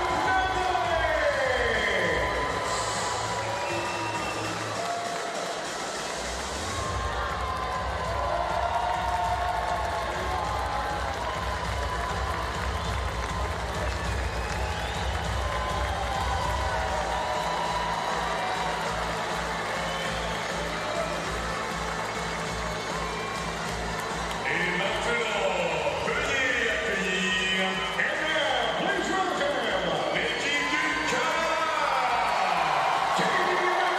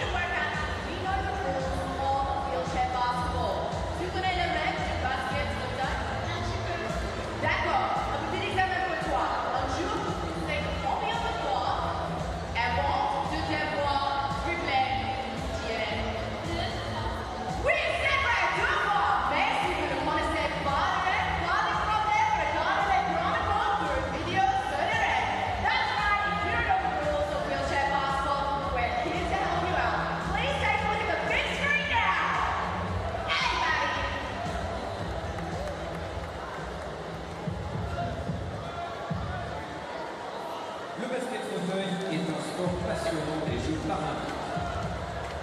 Deux équipes de 5 jouent pour marquer le plus de buts. 2 points pour un panier au sein de la zone des 3 points, 3 points à l'extérieur de cette zone et 1 point pour chaque équipe. Un match fait 4 périodes de 10 minutes et des prolongations à égalité. Le terrain, la raquette et les paniers ont la même dimension qu'au basket de haut. Une des grandes différences, c'est la règle du match. Les athlètes doivent passer pour faire rebondir le ballon toutes les 2 poussées, sinon il y a faute. Autre différence, il n'y a pas de prise de tir. Le basket fauteuil est unique. Les équipes sont composées de joueurs issus de diverses catégories. On a une note de 1.0 à 4.5 selon le degré de limitation à jouer au basket. Plus le nombre de points est élevé, plus le volume d'action du joueur est important. Au total, une équipe ne peut pas dépasser 14 points avec ses 5 joueurs sur le terrain. Les fauteuils sont conçus pour offrir vitesse et agilité. Il y a souvent 2 grandes entrées, 2 petites roulettes avant et une toute petite roulette arrière pour éviter tout basculement. Le jeu est il nécessite un travail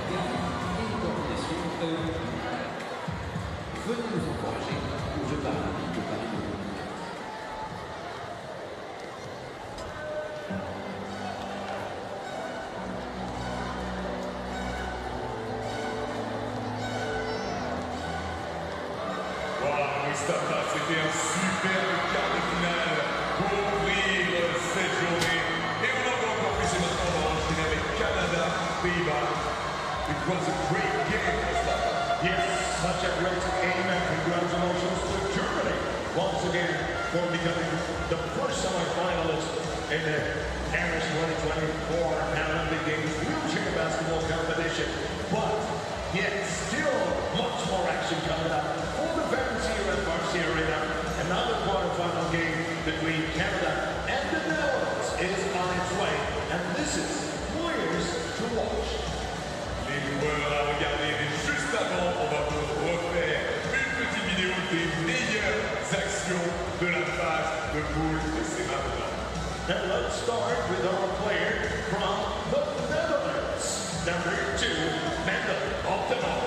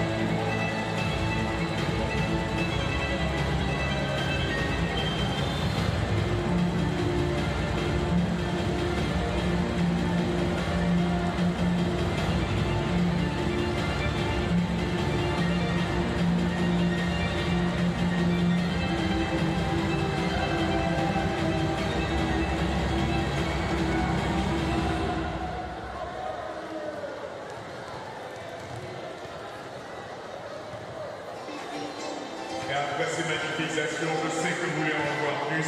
Eh bien, on va vous aider puisque nous allons mettre la lumière sur 2 joueurs qui vont disputer ce quart final. Mustafa, we're going to put the spotlight on 2 players for this quarterfinals. Yes, one from each pair. That was some great action from the preliminary round, by the way. And taking a look at those 2 players to watch. From the Netherlands, it's going to be number 2, Mendel Optimal. Et oui, le numéro 2, comme l'a si bien dit Mustafa, de cette équipe des Pays-Bas qui a terminé 3e de sa poule et qui sort d'une défaite face à l'Espagne. Mendel Optimal fait un super tournoi avec 19,7 points de moyenne, 8,7 commandes et 3,7 passes. En même temps, ça fait 17 ans qu'il pratique le basket fauteuil. Il a été champion d'Europe en 2021 et surtout à la Coupe du Monde, au championnat du monde 2022 où les Pays-Bas ont terminé 4e. Ça a tout simplement été le meilleur joueur, le MVP de la compétition. Yes, Optimal was the gold medalist of 2021 European Championship and bronze medalist of 2023. He's been averaging 19.7 points, 8.7 rebounds. He's in the 4th place in all rebounders in the Paris 2024 and also 3.7 assists per game.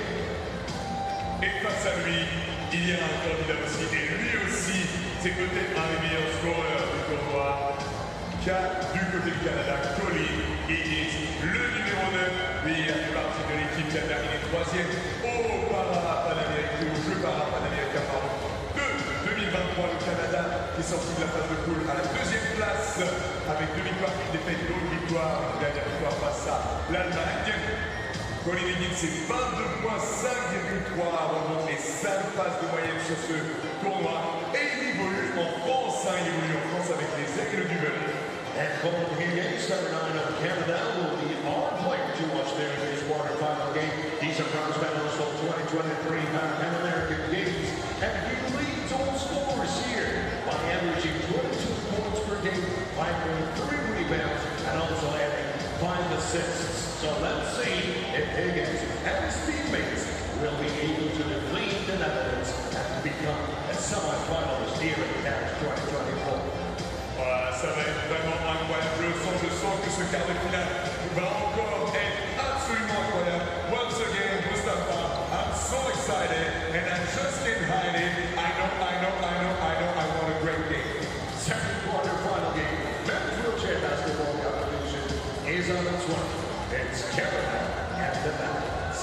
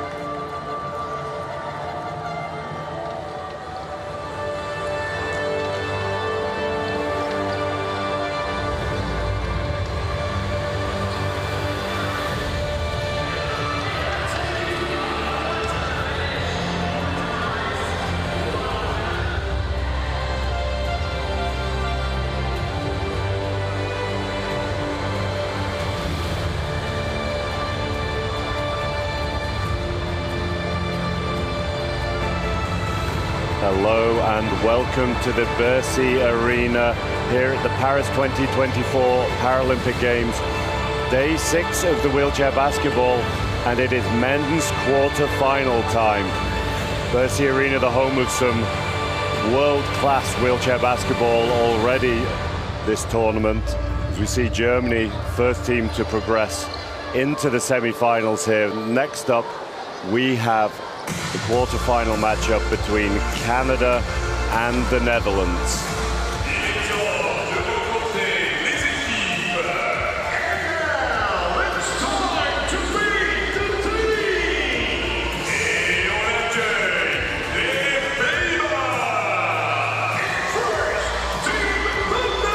So introducing the teams here, Team Netherlands first.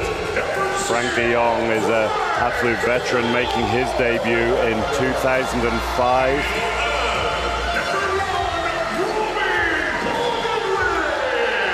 Hogenwisch, a little younger, but made his debut in 06. 7.7 assists so far for Hogenwisch as we see Mendel Opdenord come out.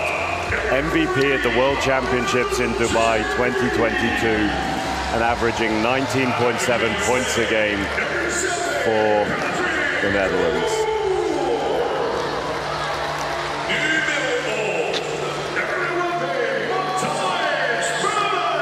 Thijs Bellers, his second Paralympic Games, absolute giant of a player, very, very difficult to stop when he gets inside.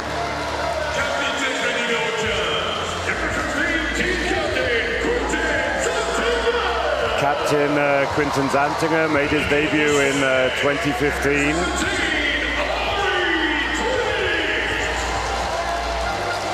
Ari Twig plays his basketball in Germany, having previously played in Spain.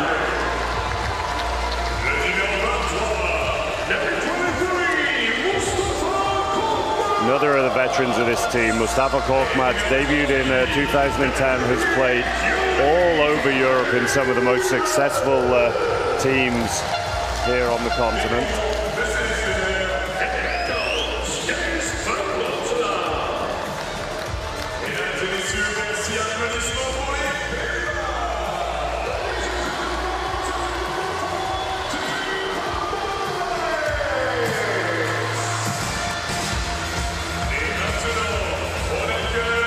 So next up we have Team Canada.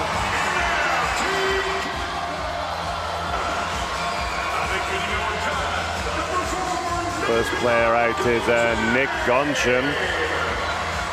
He's been averaging around 5 points a game so far.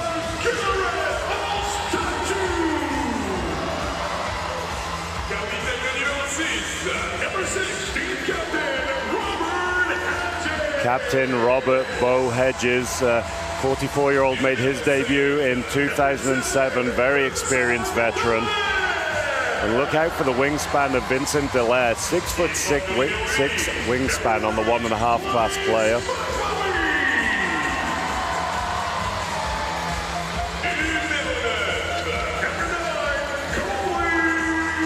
One of the breakout players of this tournament, Colin Higgins, top scorer of the tournament so far. He's averaging 22 points a game, 5 rebounds, and 5 assists.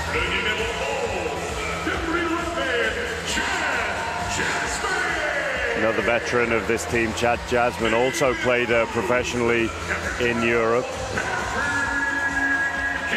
And one of the greatest to ever do it, Patrick Anderson, averaging 19.7 points a game, 7 rebounds, 6 assists. His 6th Paralympic Games here in Paris.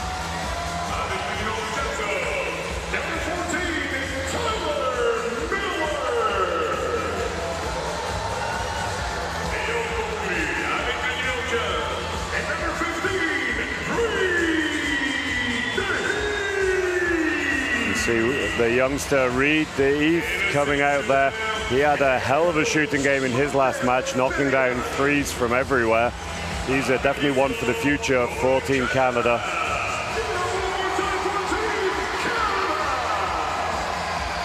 We're just going to take a moment here just to respect the anthems of both nations.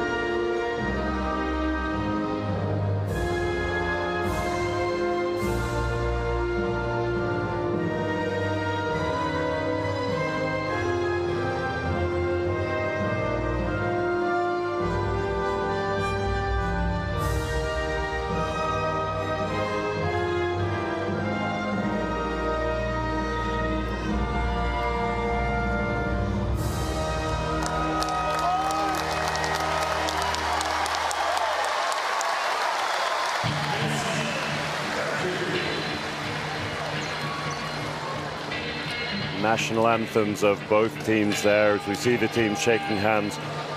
Some good mix of experience and some rookies on both of these teams. They'll be well aware of what this means though. Players like Bo Hedges we see with the Canadian flag in hand, like he's well aware of the what this kind of situation means. This is knockout basketball now. The group stages are all well and good. They've had some good wins, they've had some tough losses. But this is where it matters now. Lose this game and there is no chances of a medal. See the Canadian lineup there. Coach Ferriani, very, very experienced coach. Been involved with Canada since 2017. Also involved in the national teams of Australia, Brazil and Italy. A lot of experience on both benches here today. We see Mendel op de Noord. An absolute star of this tournament for the Netherlands. He's going to need to have a big game here against one of the greatest to ever do it in Patrick Anderson if the Netherlands want to secure their place in the semi-finals. As we see the numbers there for op de Noord, 19.7 points, 8.7 rebounds, 3.7 assists. Great tournament for him so far. And Patrick Anderson, averaging 0.7 three-pointers a game and just shy of 20 points. 7 rebounds and 6 assists as well for him. 45 years old now, but one of the greatest to ever do it, and it's absolutely clear from the performances we've seen at this tournament, like he's not lost that much of a step just yet.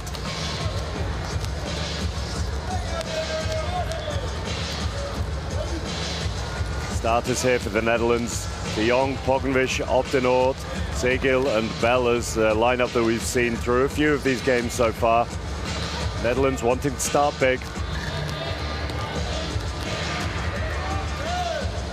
Interesting to see how the Canadians handle that matchup. So very, very different players, Bellas and op de Noord. We see the Canadian lineup: Ostapchuk, Dallaire, Higgins, Anderson and Miller. Again, a very, very familiar starting five for Canada. No great surprises with either team.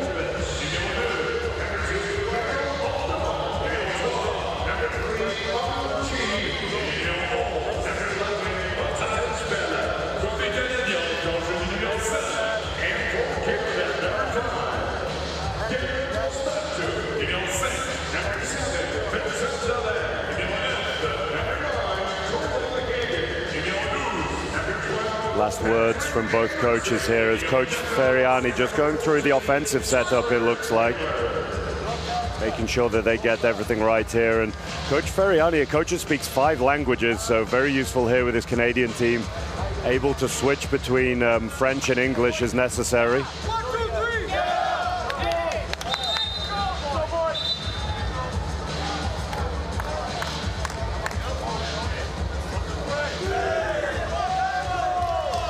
Concentration on the faces of the Dutch team there. They're ready to go.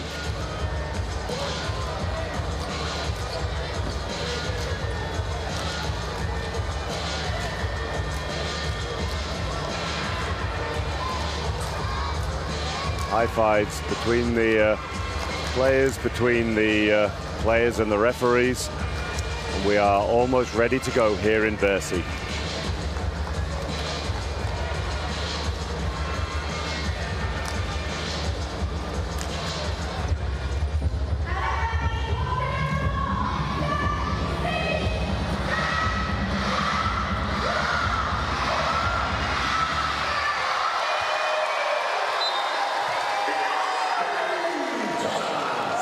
And we are underway here at the Bercy Arena, Paris 2024 Paralympic Games, men's quarterfinal matchup, Canada versus the Netherlands. This is for a place in the semi-finals and a shot at a medal. Higgins kicks the ball to the middle, finds Dallaire open there. That's one of the key points for Canada already in this tournament. They've got so much power on both sides of their offense from Higgins and Anderson. Teams are having to work really, really hard to jump them on the sides. We just see a layup from De Jong here. He's been absolutely clinical so far in this tournament, shooting well over 50%. As I was saying, the power on either side of the Canadian offenses means the triple switch has to come from the middle. They can't really afford to lose position on the sides, and Canada have been taking a lot of shots from that middle free throw position, shooting at over 50% from the middle. Turnover there for Canada.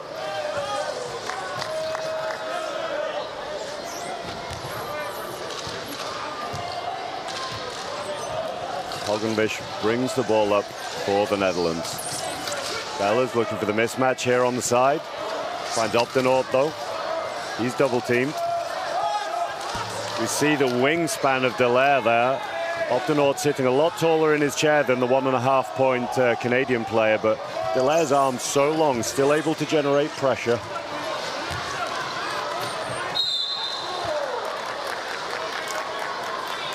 Higgins running into traffic a little bit, just losing his bearings a bit, but able to draw the foul as Optenaut reaches in.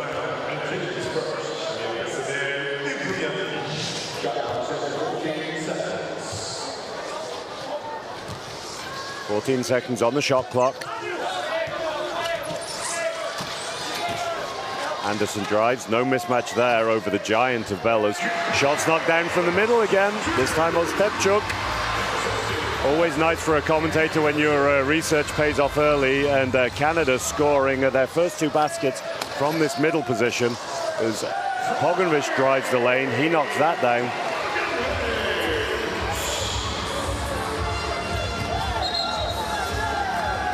Offensive foul called this time. Good chair position from the Netherlands.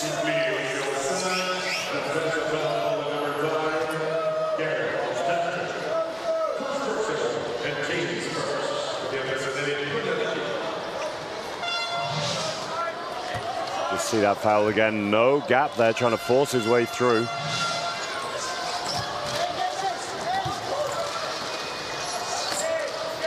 Hogenbisch behind the screen here. Drive from Bella's against the low-class Dallaire.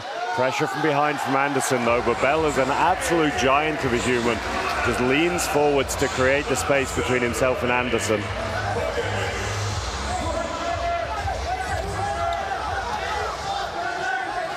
Higgins pulls the trigger from 3. This one's good.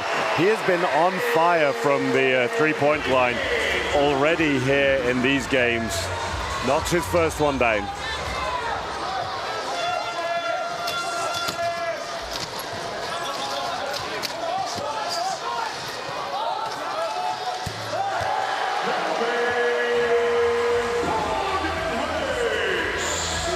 That shot from Higgins was classed as a 2, and that looked like a 3 as well, but that one was classed as a 2 as well there for the Netherlands.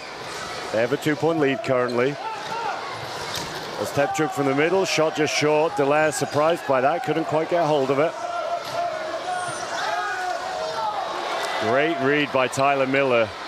Experienced one-pointer, just intercepting that one there. Higgins resetting, finds Anderson on the mismatch. He's fading away. Resets, looks for the dump, doesn't get it, fades away. Knocks that one down. Big shot from Anderson early. He gets his gun in the game.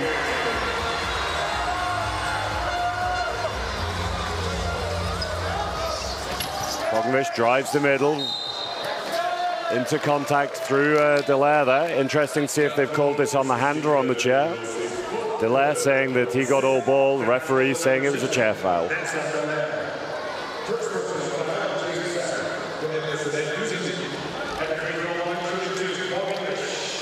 Pognish for 2.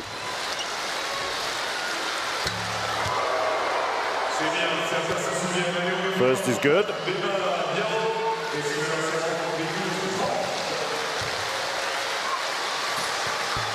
Second just long. No box out though from Canada. Pognish picks up his own rebound and draws the foul from Dallaire in the same moment.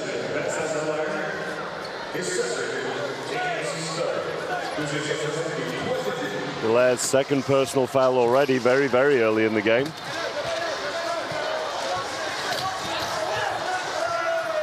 Bella's inside, taking his time. Pressure from behind from Anderson. Anderson needs to be careful there. He has great chair control, but this pressure from behind. There we see that three-pointer that wasn't.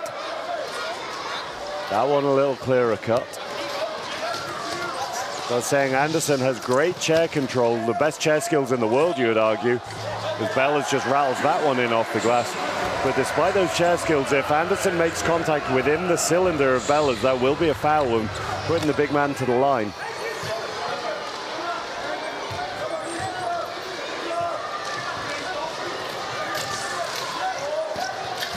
Higgins drives. What chair control from Higgins there. Just drifting away from the basket, floats the ball up there and touches that one in.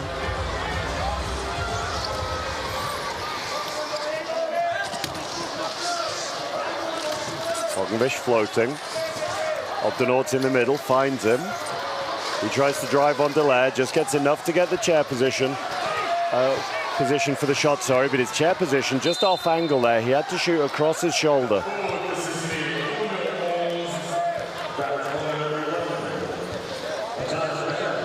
Foul called on Bella's here against Tyler Miller.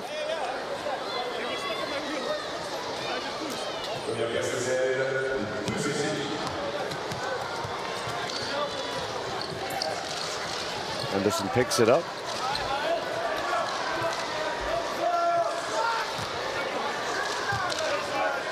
Higgins behind the three, sees the pick from Miller.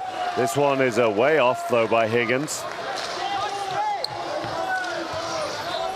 See the switch between Dallaire and Anderson there. Dallaire wanting to stay on the outside initially so that Anderson can help in the middle, but Dallaire just losing his bearings a little bit, gets sealed over the top. First points for Opdenaut.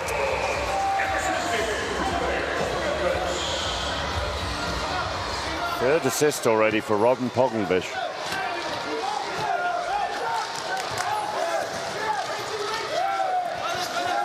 Dallaire drives inside, tough catch, does really well to finish that one. Back and forth here in the Bercy Arena early here. Nobody able to establish a lead yet, really. Opdenaut matched up with Higgins, pulls out behind the three, looks back inside. He knocks that one down. 2 from 4 now for Mendel Opdenaut.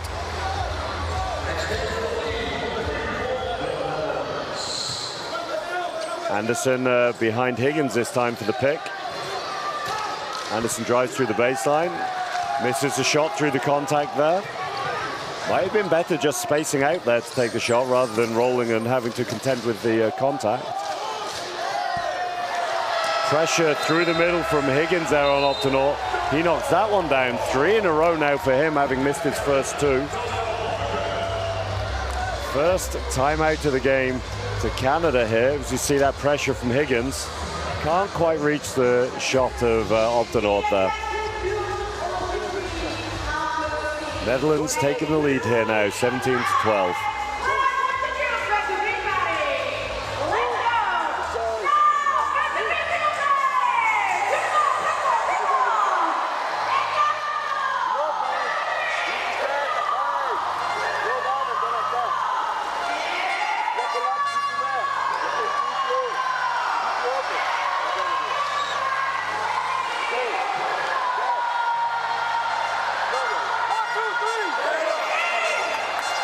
Coach Ferriani just reassuring them just to play calm. There's no worries here for them at all. It's very, very early in the game.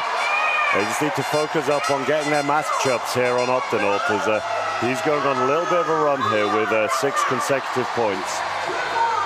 He is leading all scorers at the moment.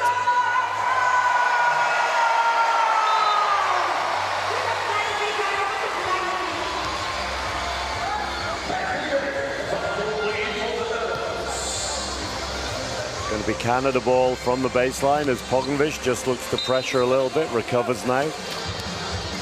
He's on Anderson's foot plates, chasing him around.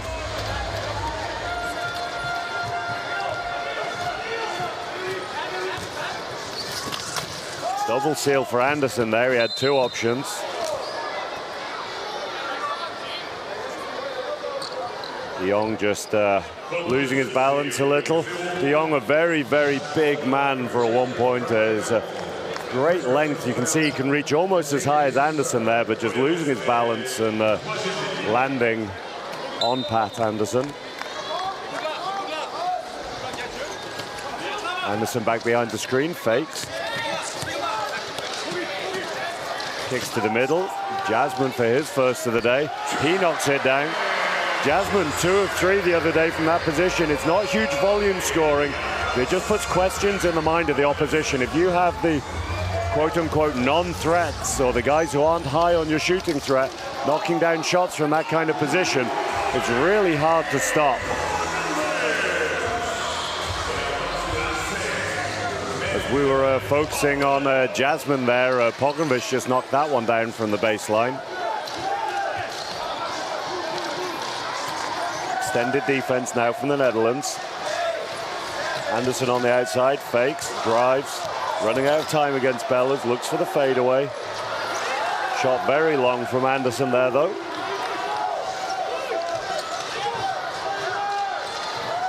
Almost a turnover from the Netherlands, not quite. Zegel drives to the basket. This one's just not quite good. Anderson driving, running out of options a little bit, needs to put the brakes on. Higgins spacing behind the 3, looking for the picks. Pulls that trigger, no. Pogovic just gets a touch, but can't reel it in. 10 seconds on the shot clock here for Canada.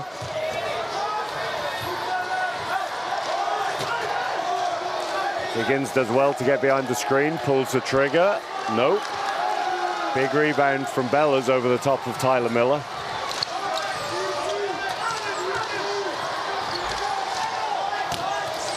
Pogovic into traffic, running out of space there. Optinaut looking for the isolation in the middle here. Tough against Stepchuk though, he's very, very quick. Pogovic behind the 3, under pressure. Just short, rebound by Higgins.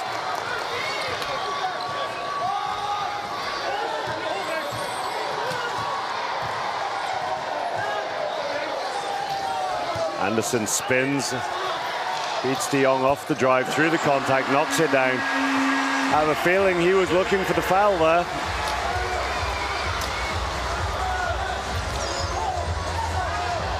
Anderson pressuring high on the ball. Optinaut drives through the baseline. Tough pass, receives it, tilting. Can't get the finish there, just run out of angle a little bit there, Optinaut. Offensive foul here from Team Canada. Tyler Miller is down hard. See that again. Subjective call again, I think they're tough to see from that angle if Pogovic had a wheel position really or not. As we just see in the background, Nick Gonchin checking into the game for the first time. Colin Higgins with 4 points personal so far, one of 3 Canadian players on 4, as that one is way, way off by Pogovic. That was a 2-for-1 play. For those of you wondering why he took that so early, he took that as a 2-for-1, meaning that because of the 24-second shot clock, the Dutch will get another offense here this quarter. Anderson on the mismatch, double teamed. Needs an outlet, finds Jasmine. Clock running down here. Drive by Ostapchuk, he knocks that down. 10 seconds on the clock for the Netherlands here. They'll need to be quick. Bellas for three, pulls the trigger. Just long on that one. Bellas, a guy who is known as one of the giant centers, really able to get inside, finishes well around the basket, but started adding three-pointers to his game in the last couple of years, and something that makes him very, very dangerous, a guy with that size playing on the outside. You just see the scores there. Netherlands with a 1-point lead, 19-18 over Canada. Both teams over 50%, 60% for Canada, 53% for the Netherlands, but a couple of extra offenses for them. Just that one free throw, the difference between the teams at the moment. You see these highlights. We'll just go through our scorers list quickly. Great scoring spread from the Netherlands. 4 for Ostapchuk, 4 for Dallaire, 4 for Higgins, 4 for Anderson, 2 for Jasmine. While for the Netherlands, we had 7 for Pogenvish, 6 for Optenoord, 4 for Bellas, and 2 for Frank de Jong. Very, very efficient shooting from both teams already here today.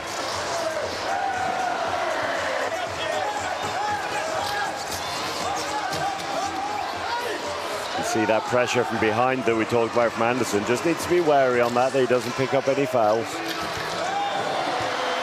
Nice touch from Higgins on that finish. You see that really tough catch from Dallaire there. Fumbles it initially. Reacts so well to pick it up again, though.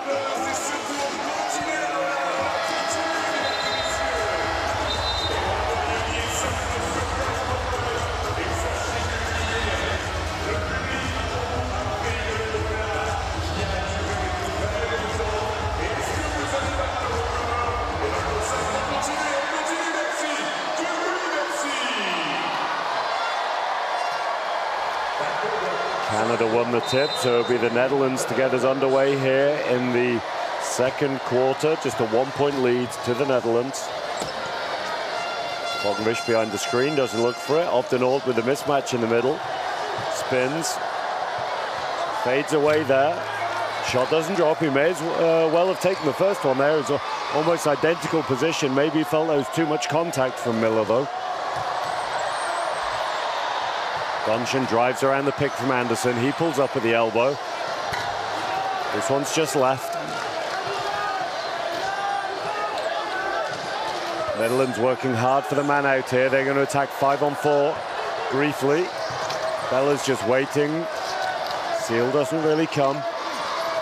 Optenoord has the mismatch, decides against it. He's going to play behind the screen this time as Bellas takes that one. See on Bella's follow through there, he doesn't quite push it up enough. He's kind of slapping down on the ball, and that just made that shot come a little short. Needs to lift it a little as we see an offensive foul from Canada here. Foul called on Ostapchuk. Second personal foul of the game for him.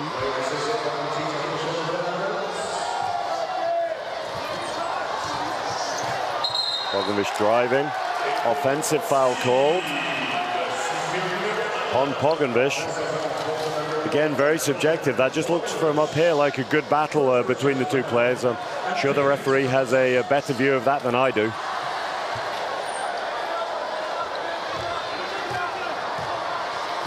Gunchen outside the three, very capable three-point shooter, Nick Gunchen. Haven't seen much of it here yet this tournament. See Jasmine open up from the baseline, he knocks it down. 2 from 2 from the one-pointer there today.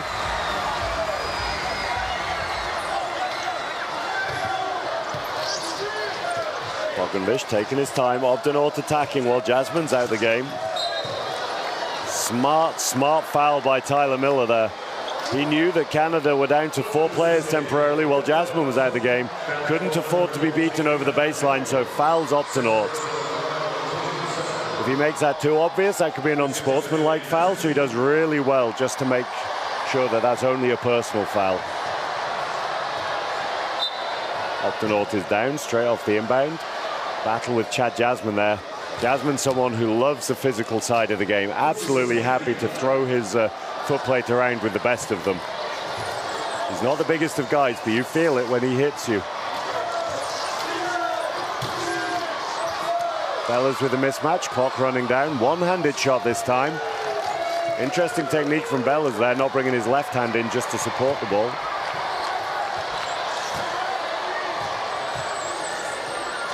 Miller comes set the screen rather than the pick. Goncin doesn't pull the trigger, spins out. Anderson threatening, pick from Ostapchuk, pick again from Miller. Goncin, has put Jasmine in a world of trouble there. He returns a flavor. What a finish. 2 one-pointers with a highlight reel play there. I'm not sure that that's how Coach Ferriani would have drawn it up, but yeah, Jasmine in trouble there. Finds his one-point teammate Miller, and he knocks it down. Great finish there. Young underneath, he looks for the reverse. Not quite the same highlight play. Canada with numbers here, 4 on 3, 4 on 2 if they can attack quickly. Dutch do well to defend it and not give up the layup, but what they do give up is the greatest of all time on a mismatch from outside. That's just as dangerous. And Netherlands, having led by 1 going into the second quarter after just under 3 minutes, have found themselves again with a 6-0 run against them. They're now 5 down here, 24-19.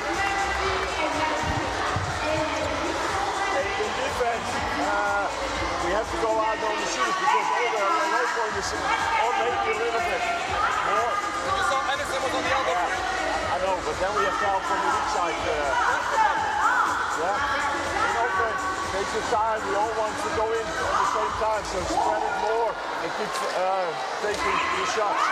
Hey, just get a good screen for Harry from one side of the floor. So whoever is with, just screen sit behind it. Right, they'll jump and then they're going to get inside. Now you guys have got to stay and hold your places. Just keep the weak. You have to remember when you've got the Very helpfully, just as we look at these highlights here from Team Netherlands, they take their time out in English, so it allows us just to listen in a little more easily. They're saying they need to take their time on some of these possessions, that they're all looking to attack inside at the same time, taking their space away. I can only assume that running that in English rather than in Dutch is for the benefit of one of the assistant coaches, Hatch Banya, former national team coach of Great Britain. Ice Evans comes into the game for the first time for the Netherlands. Knocked out bounds by Canada there. Even a guy who's spent a lot of time playing professionally in Germany at a number of different clubs. Can be a very dangerous shooter on his day. First one's short from him. It's a gamble by the Netherlands to take Bellas out of the game. His presence inside is very, very useful for them as Goncin pulls a 3, doesn't quite drop though. Even doesn't quite have the size of Bellas. He much prefers playing on the outside. So it'll be interesting. We already see the slight change in tactic here with Even bringing the ball up and running behind the screen rather than looking to get inside as Bellas was. Pulls the trigger. That one's good for him though. Hasn't seen a lot of game time yet here in Paris, and will do his confidence a world of good to get that basket.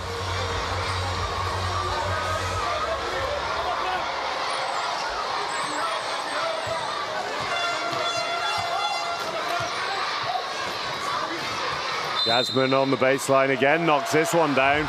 Basket is called good, and it'll be a foul at the top. So basket good, and I think that may well be possession for Canada as well. The referee's just talking it through while we watch this highlight. 3 of 3 for Jasmine if the referees decide that this shot counts. We have confirmation, basket is good, and it's a foul from Even, and it'll be Canadian possession. Big moment for Canada there. The points and the possession.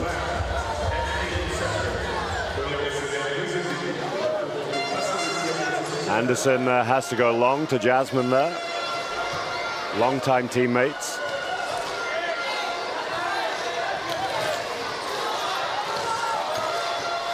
Gonchin with the floater from the baseline. Beautiful shot, rattles around in the ring, but drops.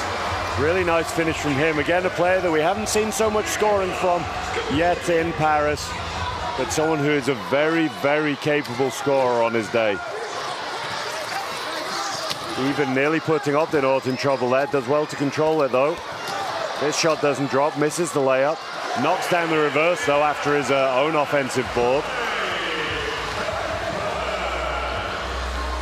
As we were saying earlier, as Canada come into the offense here, Coach Banya has not long been involved with the Netherlands team. Long-time coach of Team GB, taking over from Murray Tresidder, the former Australian coach. Already his influence quite clear on this Netherlands team, with a young captain in the shape of Quinten Zantinger, and some of those veterans who maybe played a lot of minutes previously not seeing quite as much court time now.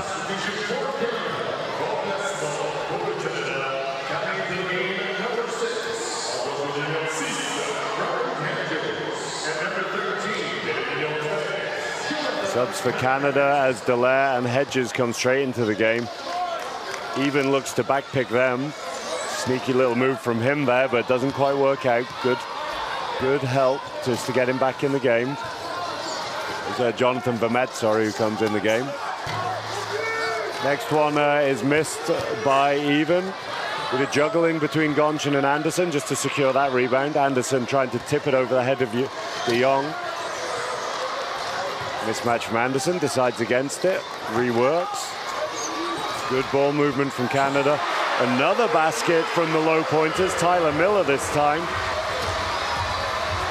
That is going to be absolutely key for Canada. They have two such present and visible scorers in Anderson and Gonchin in this situation, but Higgins earlier in the game as Obdenort knocks that one down. Chairs just locked together here. As I was saying, two such visible and present scorers in Canada. It can theoretically be quite easy for teams to just focus on them and allow a little more space for the less recognized scorers like Jasmine, like Miller, to take some shots. The problem teams are having with Canada at the moment is that those less recognized scorers are absolutely shooting the lights out. We have a look here. Tyler Miller is shooting 2 of 2. Chad Jasmine is shooting 3 of 3. That's what makes a difference sometimes in these games. Vincent Dallaire also 2 of 2. These are the guys you want to give up the shots to theoretically, but if they're hitting everything, then very, very difficult to know where to switch from.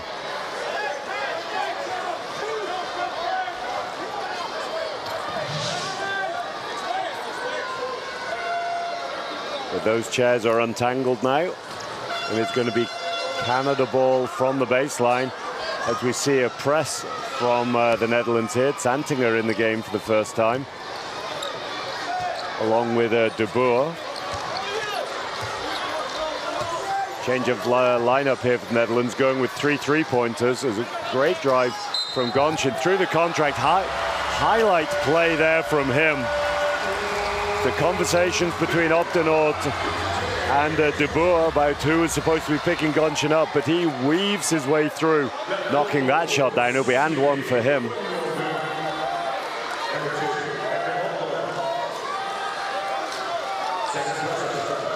Second personal on Obdenort as Gonchin's at the line here for a bonus point. Runs around, but Anderson picks up the board. That was not ideal from the Netherlands' perspective. They were already in a 5-point hole, gave up an and one, and then gave up the offensive board on that missed free throw. Bit of a lack of concentration there.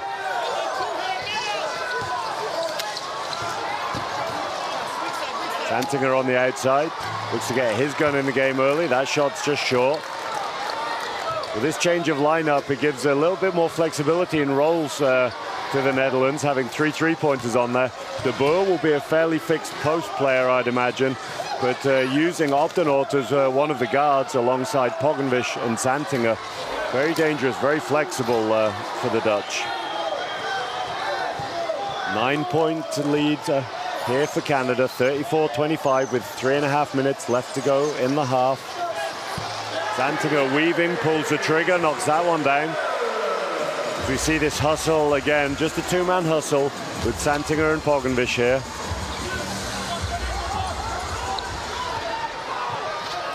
And high line from the other three Dutch players. Need to be aware of Vermette on the baseline. He's just sealing for Gonchen. Gonchen stays on the outside. Backing foul by Zantinger. Smart by the young captain there. He doesn't want to give up that lane to Anderson. Knows he's beaten. Anderson, bit of a blow to the face maybe on the way down there.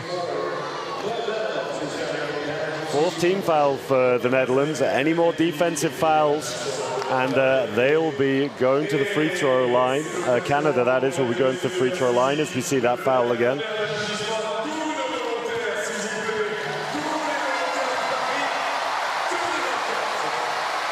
Be a long inbound here from Gonchen. Floats it over Anderson's shoulder. Finds Hedges in the middle. He finds Gonchen. Drops it into Vermette. That's the first miss for him of the day. Back out to Anderson. Opdenort hits the deck hard. Leaves Gonchen open at the elbow. Switch from him though. Opdenort landing quite hard there, but that can be fairly typical of the double amputees in wheelchair basketball. Very heavy upper bodies, very, very light lower down in the chair, so contacts can have a bigger impact on them sometimes. Pogenvish behind the screen, finds Opdenort on the mismatch, kicks it to Zantinger open. This one's short. Canada happy to play that side 1 against 2 at the moment and give up those shots to Zantinger. They've not seen anything yet to let them think they need to jump him. Gonchen explodes through the lane there. Lack of concentration from the Dutch here, just allowing Gonchen with the ball to beat them off the push.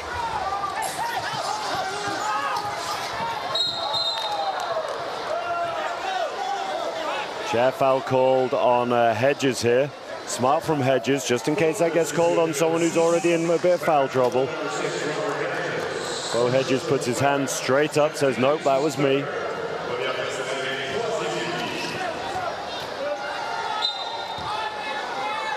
So after a really, really tight first quarter, which the Netherlands just edged 19-18, Canada starting to pull away here, winning this quarter 20 points to 8 so far. As that one's very, very short from Zantinger. He's really struggled from the field so far this tournament. Gonchen spacing out behind the 3. Drives on Zantinger. If he can draw a defensive foul here, it'll be free throws. Anderson knows that as well. He's going to look for the contact maybe. Clock running down. Miller open in the middle. He drops it down again. That shot from the middle by the low pointers of Canada. Very, very effective. The Dutch doing everything they can just to give up shots to the right people. Unfortunately, those people have absolutely got their eye in today, and they are not missing. Fantastic work from the Canadian low pointers here today. Skip them and then we rotate. Because now they're hitting all the shots over there. That pick and roll, right? So we've got Anderson and Fitz Mark. The one's rolling, and then we come down in the middle. I don't think you have to.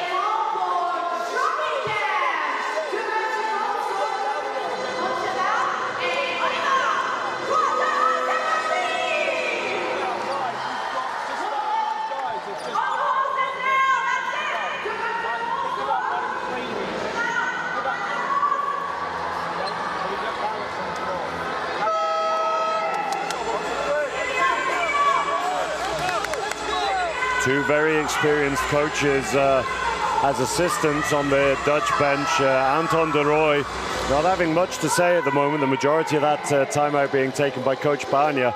But Anton de Rooij, one of the most experienced players the Dutch have ever seen. I believe I'm right in saying over 700 appearances for the Netherlands for him. His wife, Carina de Rooij, still playing for the Netherlands here in Paris.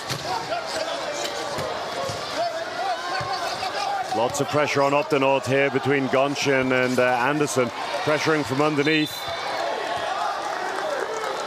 Very difficult as a shooter there to to get a shot off. You've got two big players pressuring you, neither of them really committing to the jump. There's no pick and roll, but particularly as you're rolling down and you want that rolling left-hand bank shot, if you've got a guy jumping you from low or pressuring even from low, then you're rolling into that pressure, and does make it quite difficult for a shooter.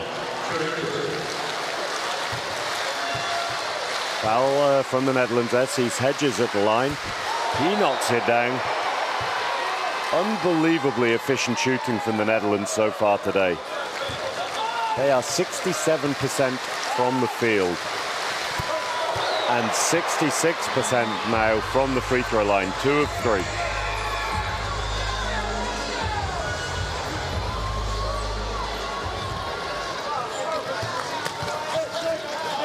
Netherlands are going to need to find an answer here. They're starting to get themselves in a bit of a bigger hole than they would have liked leading into halftime.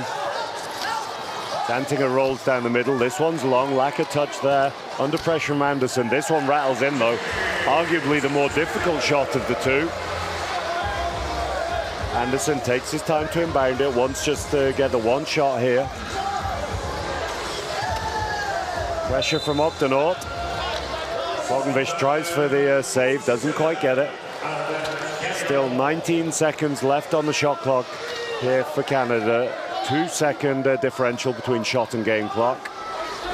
Long inbound to Anderson. He's trapped on the side here. He's not going to get a shot off here. Double teamed though, so there'll be space somewhere. Strong screen by Vermette. Hedges open in the middle. He knocks it down. Going to have to take a look in the break at the shooting from the middle from Canada. They've been absolutely lethal from there. There's a hustle from Gonchen. Stops the Netherlands from getting a shot off at the end. Fantastic second quarter from Canada, scoring 26 points in that quarter, outscoring the Netherlands 26-10 in the second quarter.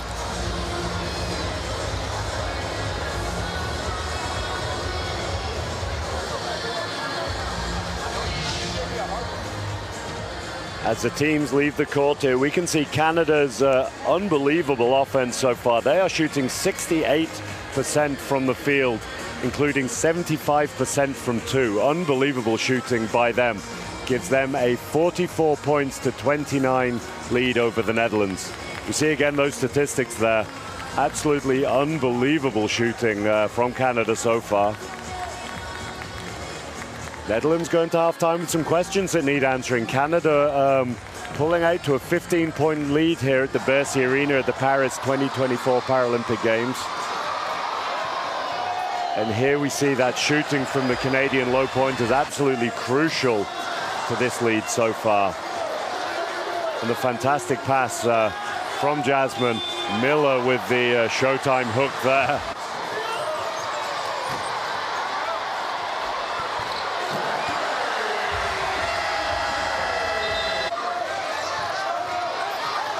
Steven came into the game. He's done some damage for the Netherlands. Not quite enough though to cut into this lead.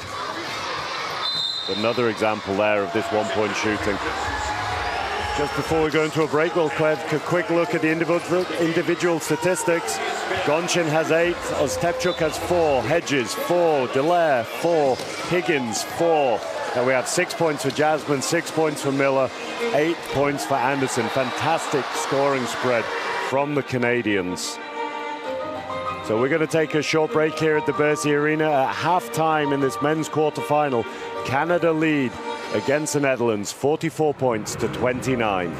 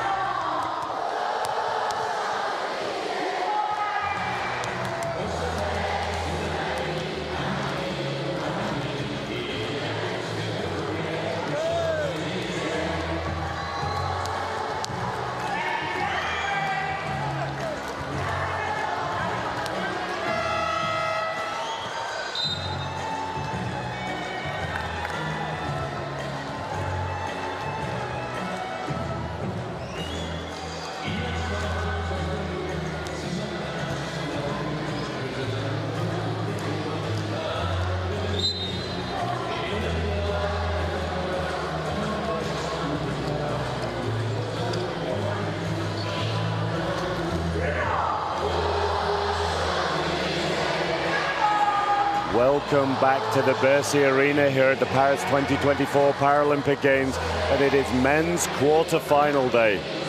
We have a hell of a matchup here between Canada and the Netherlands.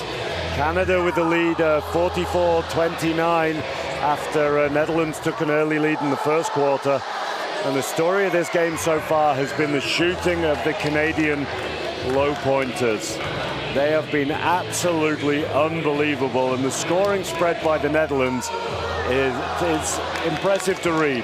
Nick Gonchin, 8 points, Ostapchuk, 4, Hedges, 4, Dallaire, 4, Higgins, 4, Jasmine, 6, Anderson, 8, Tyler Miller, 6. How do you defend that from a Netherlands perspective? That's what the Netherlands coaches are going to be working out in the halftime break, that there's nobody who's just jumping out off the paper from a scoring perspective for Canada right now. Of course, Anderson and Gonchin and Higgins will take a lot of the attention, but the reality is these low pointers are the ones doing all of the damage.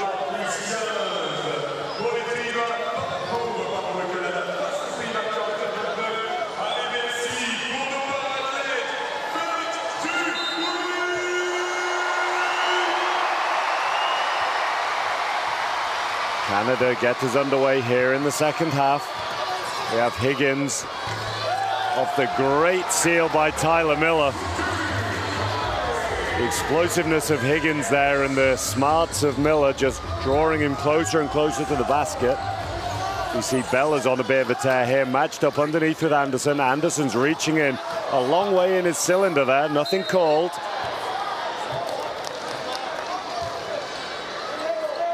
Anderson saying that it's all ball. I think when you see the body position of Anderson, though, then that's hard to argue that he wasn't in the cylinder of Bella's there, and there may well have been some contact. Then Bella's just snatching at his shot, not really holding his follow-through, not really lifting the shot at all, just kind of slapping it towards the ring at the minute.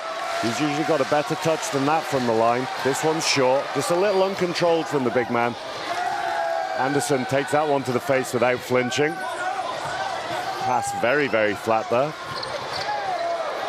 Higgins stuck here, pressure up from the Netherlands. Higgins driving. Good stop though from Segil. He's ball swung to Anderson, back. Higgins threatens the three, pulls the trigger. This one's just long off the back of the ring. Back picks from the Netherlands here, look to create the advantage. Dallaire's got to get to the baseline. Just squared up by Bella's, foot plates in there. De Jong off balance through the contact. You could see the height of the one-pointer there. That little contact on his foot plate just causes him to lose his balance. One-pointers are generally, not always, but generally don't have the core control of some of the higher point players, so easier to lose their balance. That one just rolls out from Ostapchuk. He's on 4 points personal so far today. One of many, many Canadians on 4 points.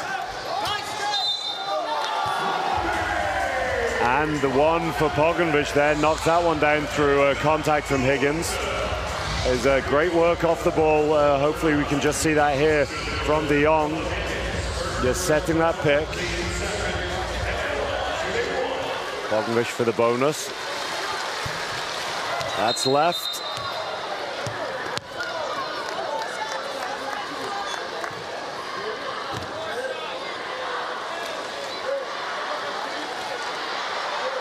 Referee just signaling that there was a lane violation from Dallaire there, entering the three-point line too early.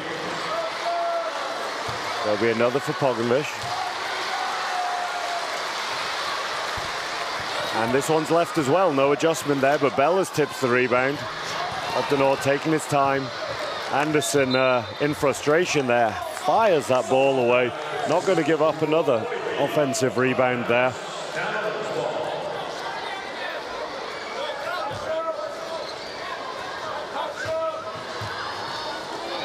Eight offensive rebounds already in the game for the Netherlands.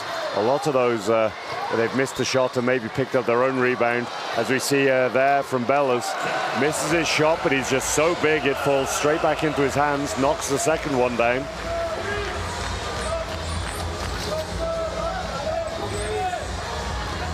There we see that 8 second chance points already for the Netherlands. Higgins behind the screen, double jump. Anderson peels out behind 3. Miller's open in the middle, can't find him though. Anderson floats to the baseline, left-hand bank shot doesn't drop.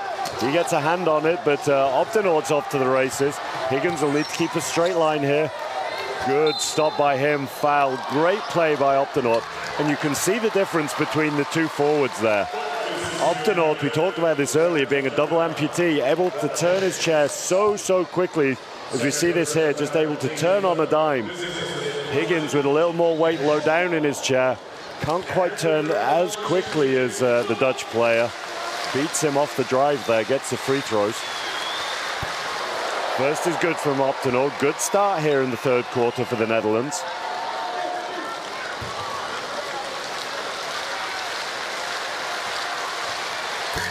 Second is good as well. 6-2 run here at the start of the third quarter for the Netherlands. Netherlands needed that. If they'd have had a 6-2 run against them, they would have been a long way down, and that could have really dented their confidence even further. Anderson behind the screen, rattles this one in. Great work in the screen from Dallaire then, really setting up for his shooter.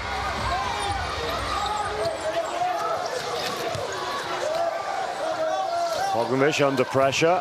Great read by Dallaire, just gets in the passing lane there. Plenty of time on the clock. Canada just switching off, and Bellas is underneath.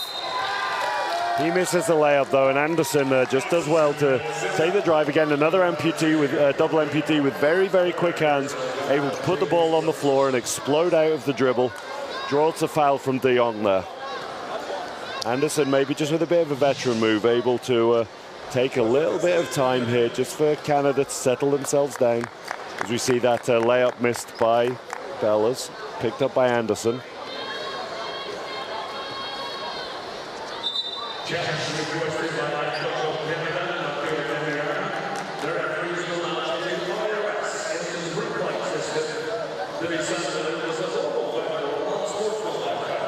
Something a little new we don't see very often in wheelchair basketball here at Paris 2024, and that is the ability of the coaches to request a review on the video of a play.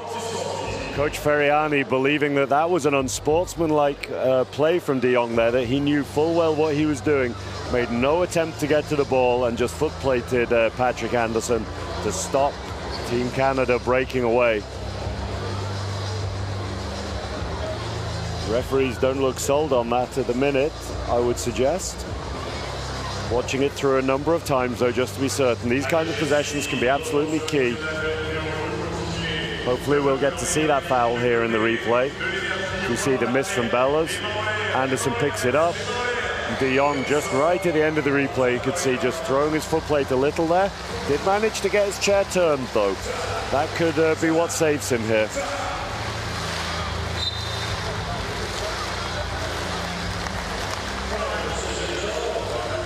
Just a regular foul call. The referees back their decision there. I think looking at the replay, that was probably correct. Difficult for the coaches. They only get to see this one time, of course. But so from Ferriani's perspective, that may well have looked like an unsportsmanlike foul. But De Jong did well just to get his chair turned in time as well. Double screen for the 3 for Higgins here. Doesn't pull the trigger. Wants to be careful that Dallaire doesn't get swamped by Bellas there in the corner. Anderson has the mismatch, found, dumped inside. Great feed by Ostapchuk. What a finish by Dallaire there. It came down with snow on it, that shot. Unbelievable height, but what awareness by Ostapchuk just to be able to fake the shot and dump the little bounce pass down to his low point teammate. See that again here. Great catch on the tilt. Awareness of what's going on around him just to drop that little pass down. What an arc on that shot there. Beautiful basketball. Pognish swings the ball to Bellas, finds Optenaut in the middle. Anderson just losing wheel position as that one rattles in. Living dangerous there, Anderson. Anderson showing a few signs of frustration in his body language here today. Not sure if that's frustration with himself, but I don't think he needs to be worried too much. Canada have a reasonable 13-point lead here at the moment. Good ball swings from Canada, taking all the time in the world here. Tough feed, just ran out of time a little there, and the Netherlands have numbers here. Ostapchuk doing well to play in between. Anderson chasing from behind. Good decision by Pognish there, just draws Anderson in and dishes the ball to Optenaut. Netherlands lead this quarter 10-6. Still 11 points down low. Anderson spinning behind the three, just waiting for that pick. Higgins jumping through the contact there, making the most of that. Frustration on the face of Optenaut there. He knows that he could have pulled away from that situation, didn't need to give up the foul there. You just see that again. Optenaut, good contact there. Higgins just running over the foot plate of Optenaut. Great work again by Miller, creating the space for Higgins. That means the third man has to come. Optenaut open in the middle, doesn't knock that one down though. Optenaut driving through the lane. That's another foul that he's drawn. It's team fouls for Canada, so Netherlands are going to go to the line here for two. Third personal for Higgins. He's going to need to be a little careful. Key player for Canada. Top scorer in the tournament so far. And he won't want to get any more if he can help it. Canadian coach Ferriani protecting him here just by bringing Gonchin into the game. That free throw brings Optenaut up to 15 points personal now. Leading the scorers for the Netherlands by some margin. Leading scorer in the game, in fact.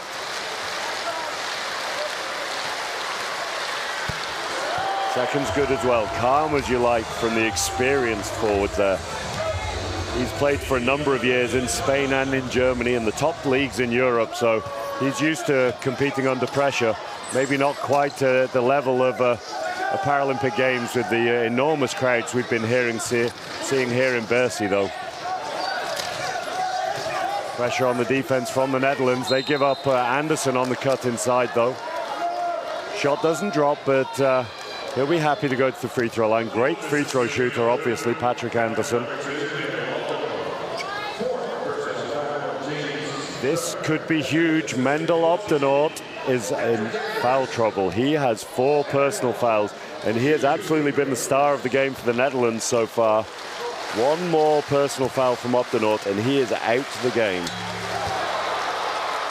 Beautiful sound on that free throw from Anderson there. His free throws have flattened off a little over the years. Not quite the arc that they used to have, but fantastic hand-eye coordination, and he makes far more than he misses as he rattles that one in.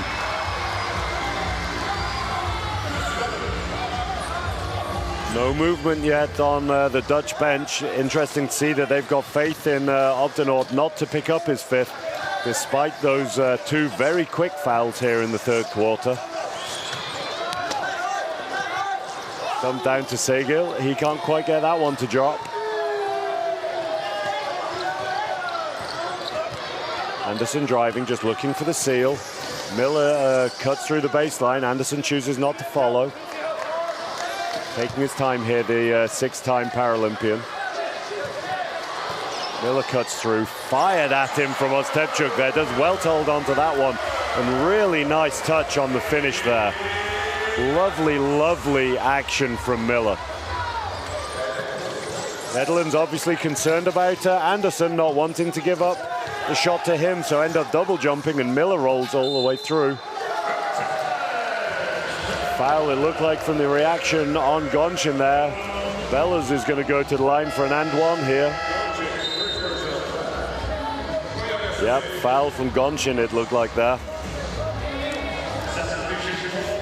Bellas at the minute 0 of 2 from the free throw line today. As you see celebrations from Mustafa Korkmaz, very limited minutes for him so far this tournament. One of the stars of this Netherlands team over the years, but been quite a dramatic change in minutes in the last year or so. That free throw is good from Bellas. Big free throw from him as well. That was a key one.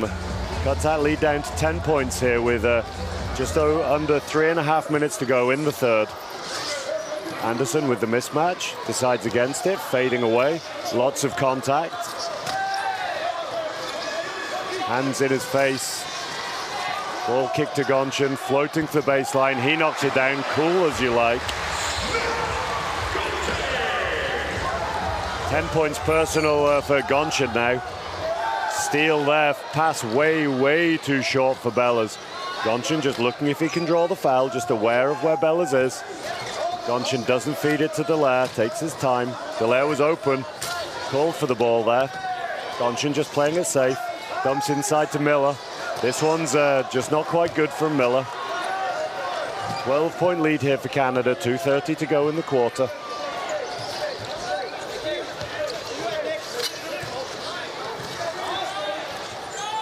Even on the mismatch, knocks this one down. 6 points personal for him so far at 50% shooting. 7th assist for Robin Pogovic as well. Goncin taking his time behind the screen. Anderson just gives the nod to Goncin to give the ball towards Tepchuk, and he knocks it down. Faith from the veteran there in the young player in the middle, knocks it down with great confidence. Again, story of the game that really for Canada is their scoring spread.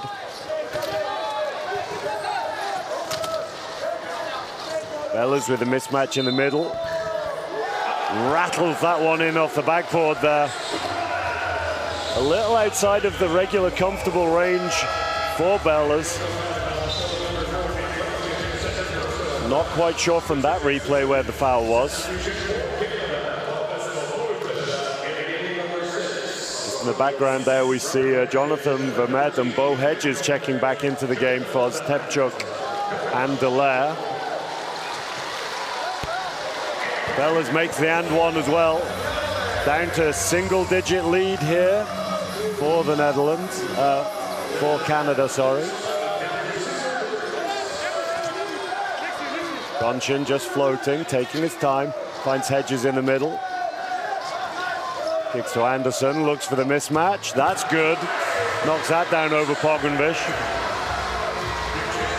Calm as you like from Anderson. He's been there a million times before, winning gold in Sydney, Athens, and London. Dumped inside to De Jong there. He knocks that down.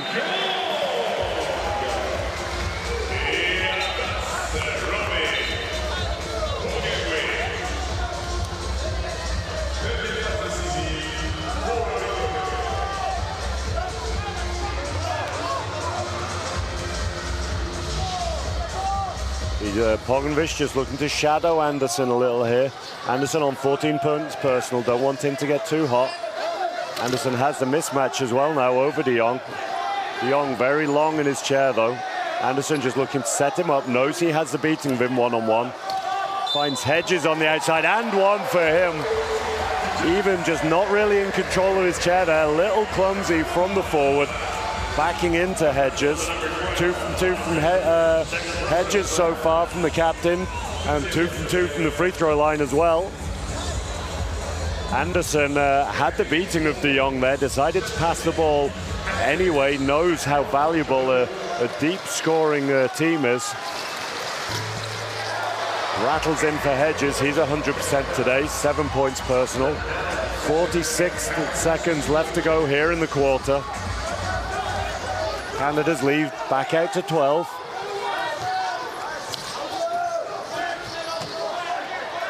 Bellas with a mismatch over the smaller Goncin. Just snatches at that shot again. Pogovic nearly picks up the offensive rebound, but Anderson just drawing the foul out of him. That will be free throws. You just see Pognovic trying his best to not make the contact there, disappointed in the call. That'll be 2 free throws for Patrick Anderson.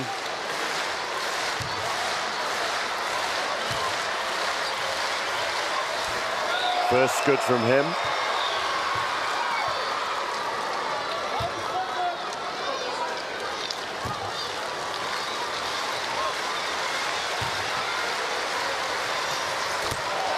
And the next, he's out to 4 of 4 personal, shooting 6 of 10 from the field, 16 points personal. Leading all scorers, tied with Opdenoort, who's had to take a seat here for the Netherlands with 4 personal fouls. Even behind the screen. He's going to have to pull the trigger here.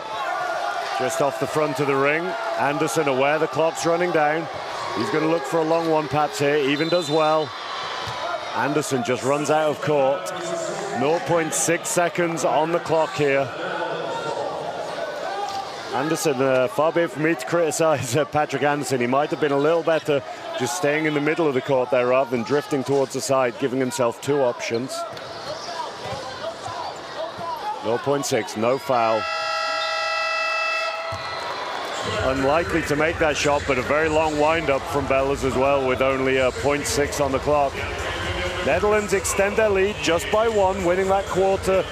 Losing that quarter, eaten into their lead. My mistake, losing that quarter, 21-22. Good comeback from the Netherlands, but scoring a lot of points in a hurry, but still a 9-point lead from Canada, leading into the 4th quarter. And we'll look through those individual statistics again, because it is something, as we see the team statistics and the consistency of Team Canada there. 66, 73, and 88 on the percentages. Absolutely unbelievable. Only the threes not dropping for them at the minute. But when we see these individual statistics, Anderson leads all scorers at the moment with 16 points. Gonchin has stepped up in this game with 10 points in just 15 minutes. We've seen a little less of Higgins. He's on 6. But alongside him, Dallaire, Ostapchuk, and Jasmine all also have 6 points, with 7 for Hedges and Tyler Miller. That is 9 of the Canadian players scoring 6 or more points. Very, very difficult to stop. Sorry, my mistake. 8 of the Canadian players scoring 6 or more points. Of those players that have seen any action here today, only Jonathan Vermette yet to score.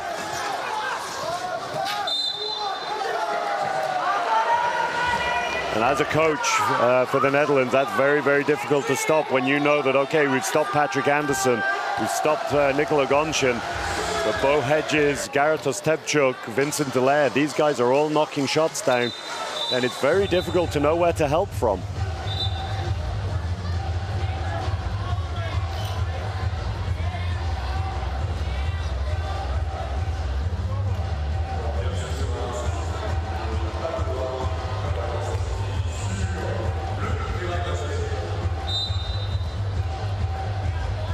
Netherlands ball to start this 4th and final quarter here today in the men's quarterfinals.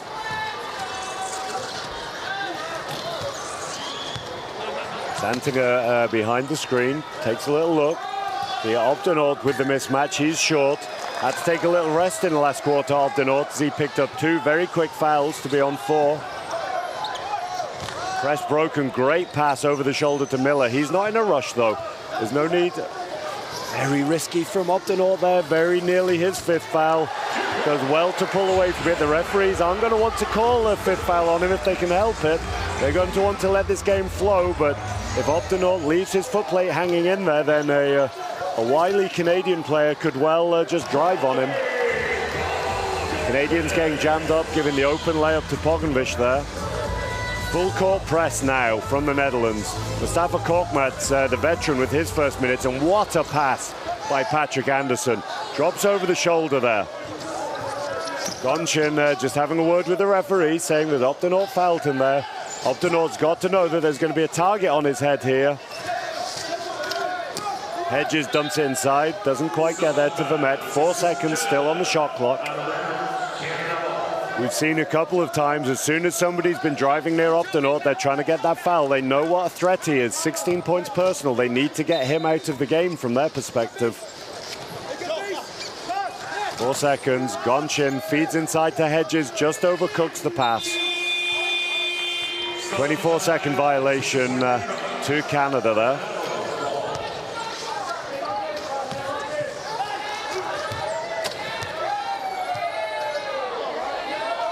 Optonaut just having a word with the referee. He believes he was fouled there. A lot of conversations going on with the referee, and unusual to see Mustafa Korkmaz playing the pick and roll game as the post here for Optonaut. Optonaut driving, feeds Pogovic. Under a lot of pressure, got to take the 3 here. Off the back of the ring, Vermette with the rebound. Under pressure from Zantinger. Gonchin very calm, looking for the long pass. Fires it deep to Anderson. What a touchdown pass that is. Misses the layup, unusual for Anderson, through traffic. Misses that one on the tilt. Optonaut has to be careful, he's in Anderson's cylinder here. Knocks that down. Anderson laughing in frustration there. Maybe it's himself missing those shots. Maybe it's the lack of a call. Foul from Gonchin. Here we see that. What a touchdown pass over the shoulder from Gonchin there. Anderson with 1 miss. Great hands with 2. Optonaut leaning back in his cylinder. If Anderson goes up there through Optonaut's arm, that's got to be a foul, and Optonaut's out the game.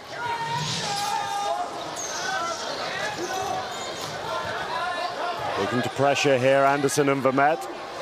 Right in the eye line of Optonaut. Big rebound by Gonchin. Didn't need to catch hold of it. Knew that he could just tip it to the even bigger Anderson. Good defense by Pogovic, just tying Gonchin up there. Doesn't allow him to turn to receive that ball. Smart by the Dutch player.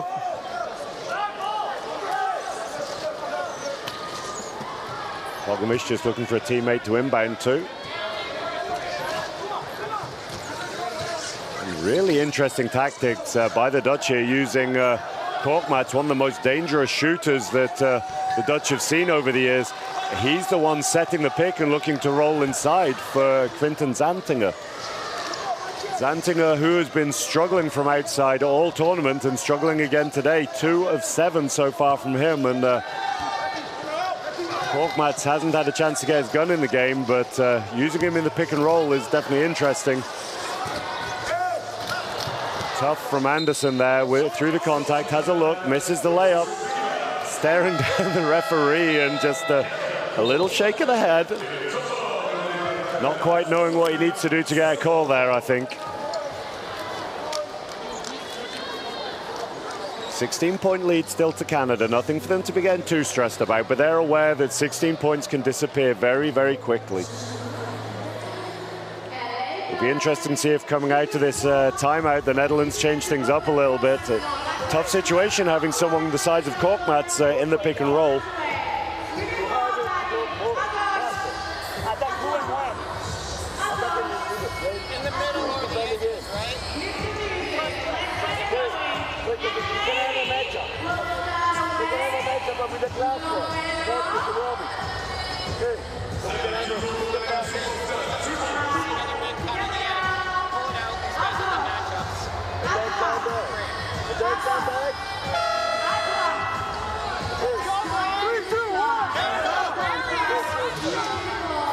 We're just saying, as we see Korkmaz celebrating on the bench there.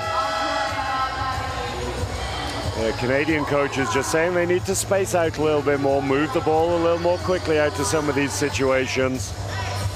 Be interesting to see what the Dutch do in offense with this press lineup. I think having Captain Zantinger taking the shots behind Korkmaz, and although it's a tough situation for Korkmaz coming off the bench and needing to get his gun in the game straight away, but Korkmaz much smaller than Zantinger, so difficult for him as well to receive the ball inside and finish. So see if that keeps happening. He's picking for Optonaut here. It's Zantinger misses that 3. He's 2 of 8 from the field now.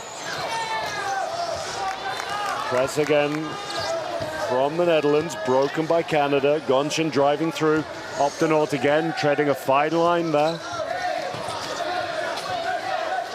Anderson has the double screen. Gonchen has the mismatch though. He knocks it down. That could be a huge point right there. That takes the Netherlands lead out to 18 points. Sorry, the Canadian lead over the Netherlands out to 18 points. Dantinger again behind the screen. This one's good though from him. 3 of 9 now.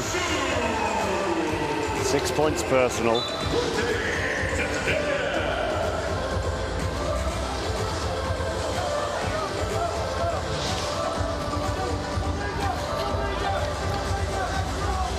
A lot of pressure here. Anderson needs to hustle. Does. Happy to take his time now. Fakes Korkmaz. Nice pick from Hedges. Pulls the 3 there, Anderson. That just rattles out. Front rim there.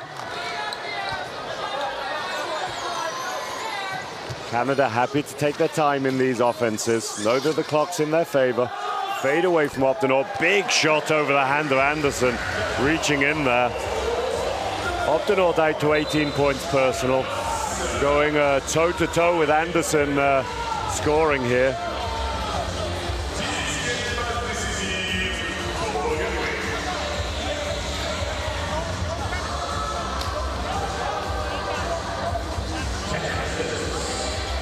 Press again from the Netherlands. Hedges, very composed, taking his time. No ball pressure here. Long pass over the shoulder. Op de Noort has to be careful. You can see just Gonchen has always got Op de Noort's chair in his eye line there. Always looking for that opportunity just to draw the 5th foul and get the Netherlands top scorer out of the game. Pogovic knocks that one down. A little bit of a lazy foul by Vermette there. Doesn't quite pull his chair away in time.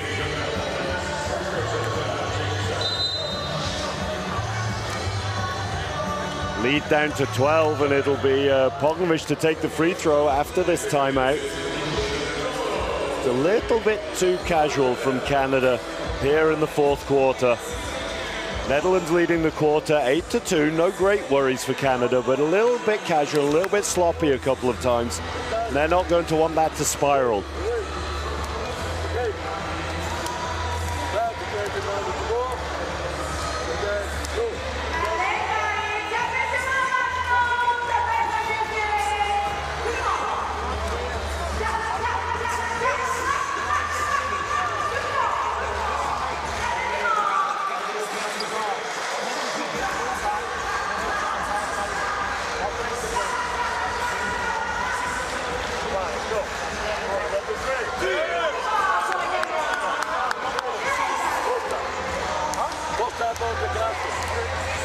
Interesting watching the Netherlands timeout there.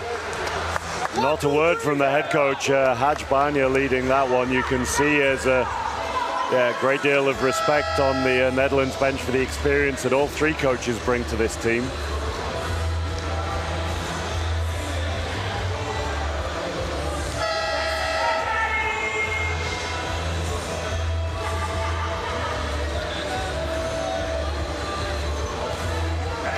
Pogovic, 13 points personal. He's on the free throw line for the and one here. That one's just long. Op de Noort needs to be careful. And there we have it. Smart by Gonchen there. Op de Noort just needs to not chase that.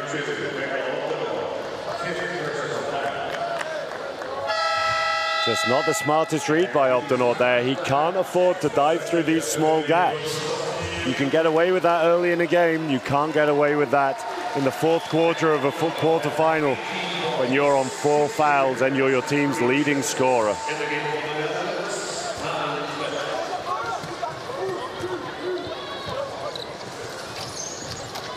Change in the press here now for the Netherlands.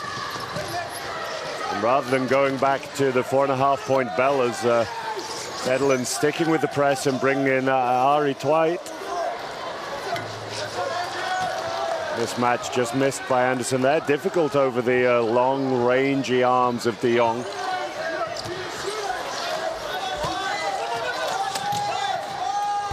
Korkmaz opens it up. We said what a dangerous scorer he is, and he can absolutely score in bunches.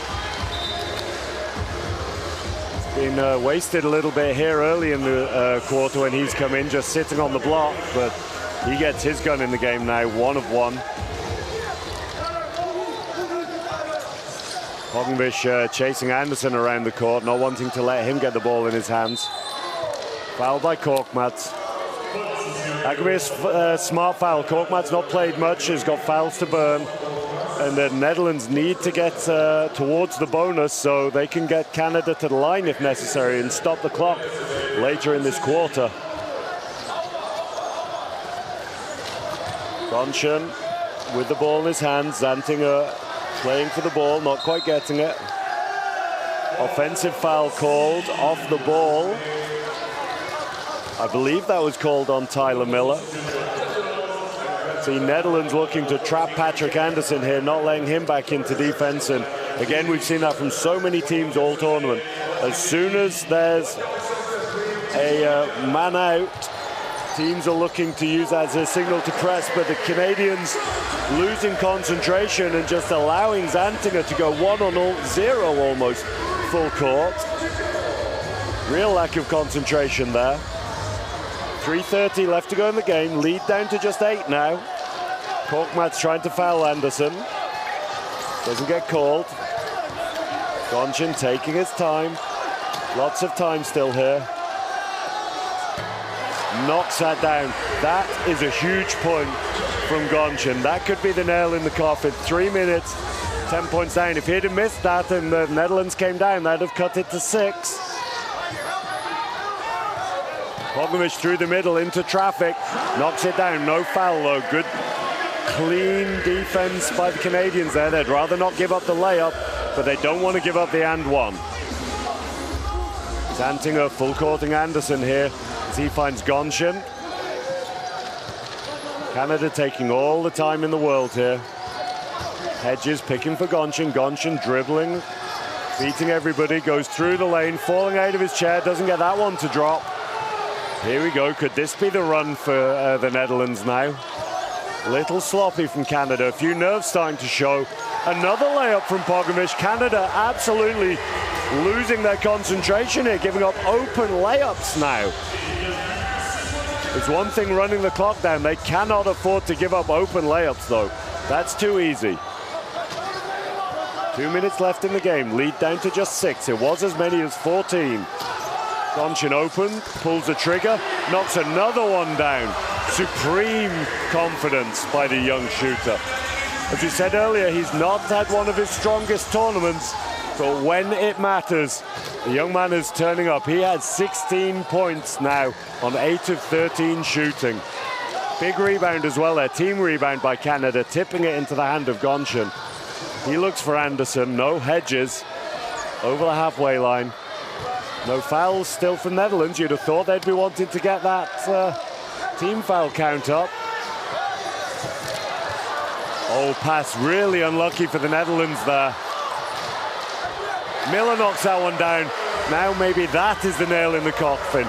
Really unlucky there for the Netherlands. The ball just bouncing off 2 of their players and into the hands of Anderson. Anderson, however, misses the layup but manages to tip it to Miller, who knocks it down. What an end of the game here. Tyler Miller, 10 points. Played every minute of this game so far. 10 points, 5 of 6 shooting from the one-pointer.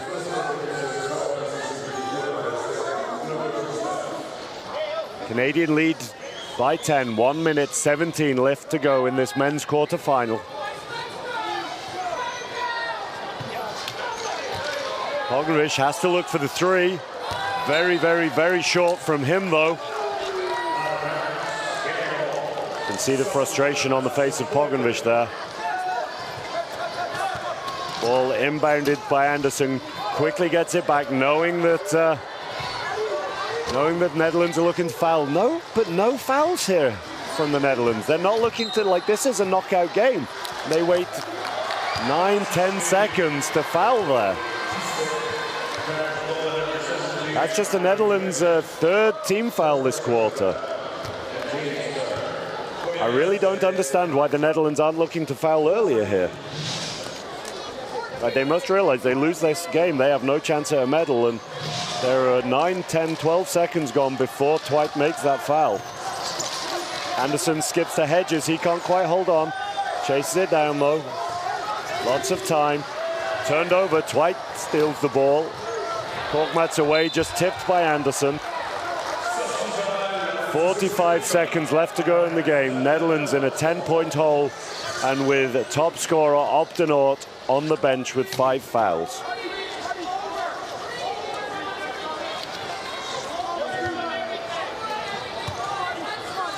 Netherlands are going to need to look for threes, but they need to look after the ball first. Poor pass by Zantinger, way behind the youngster Ari Twyte. Ball going backcourt there, that'll be a turnover. Canadian ball, 40 seconds to go. Dejected looks on the Netherlands' faces here at the Bercy Arena. Gonchin receives the ball, still no fouls. It looks as if the Netherlands have given up here as they feed Anderson inside. He misses another layup. Very, very unusual for Anderson, the number of layups he's missed here today. Shooting just 7 of 18, but 18 points personal for him. If you're averaging 1 point per shot, you're doing all right in wheelchair basketball, but it's the 4 from 4 free throws that are helping Anderson out here at the moment. 10 seconds on the shot clock. Korkmaz looking to fight through the hole. Gonchin floats it into Anderson. This one misses, taking his time, 16 seconds through the contact, knocks that one down. Little shake of the head from Anderson, but he knows that Canada are on their way to a semi-final here at the Paris 2024 Paralympic Games. The buzzer sounds here at the Bercy Arena. Patrick Anderson leaves the court. We see the celebrations from the Canadians here. Patrick Anderson battling for a medal, 20 points personal for him.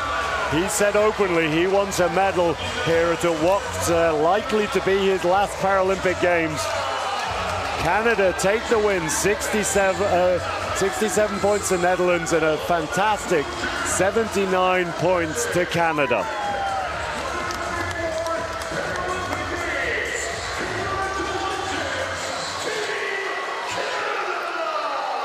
Again, we see the result there, 79 points to Canada, 67 to the Netherlands. Relatively high-scoring wheelchair basketball match there.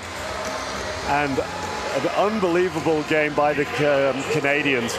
Their two-point shooting dropped off slightly as the game went on, but they still shot 64% from 2. The only thing letting them down ever so slightly was none of 6 three-pointers. 7 of 8 from the line as well for Canada. Very, very efficient with those gimmies from the free throw line.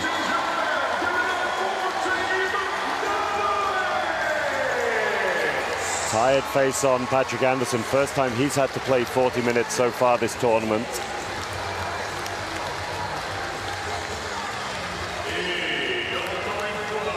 Just going to take a quick look through our scorers list here as you see the celebrations between the players. Frank de Jong, 4 points for the Netherlands. Pogovic finishing with 17 points at 67% shooting for him, alongside his 9 rebounds and 12 assists. Just 1 rebound shy of a triple-double for him. Hell of a game. 18 points for Mendel Op de Noort and 12 for Matthias Bellers. 6 for Even, 8 for Zantinger, 2 for Korkmaz. Story of the game, though. We'll go through the 2 top scorers first for Canada. Patrick Anderson, 20 points, 20 rebounds, 5 assists. Nick Gonchin, 16 points, 7 assists for him. Great game. Composure here on the bench from Canada, saying 1 more game. Story of the game, though, Canadian low pointers. Ostapchuk, 6 points, Hedges, 7, Dallaire, 6. As we see the team statistics here, I'll continue with the individuals. Higgins, 6 points, Jasmine, 6 points, Vermette, 2 points. Tyler Miller, 10 points, 5 of 6 shooting. Every player who saw the floor scored for Canada. And their low pointers absolutely shooting the lights out in key moments. And that was the difference. The Netherlands just couldn't rotate to the variability of the Canadian offense. As we see the crossovers, Canada have booked their place in the semi-finals.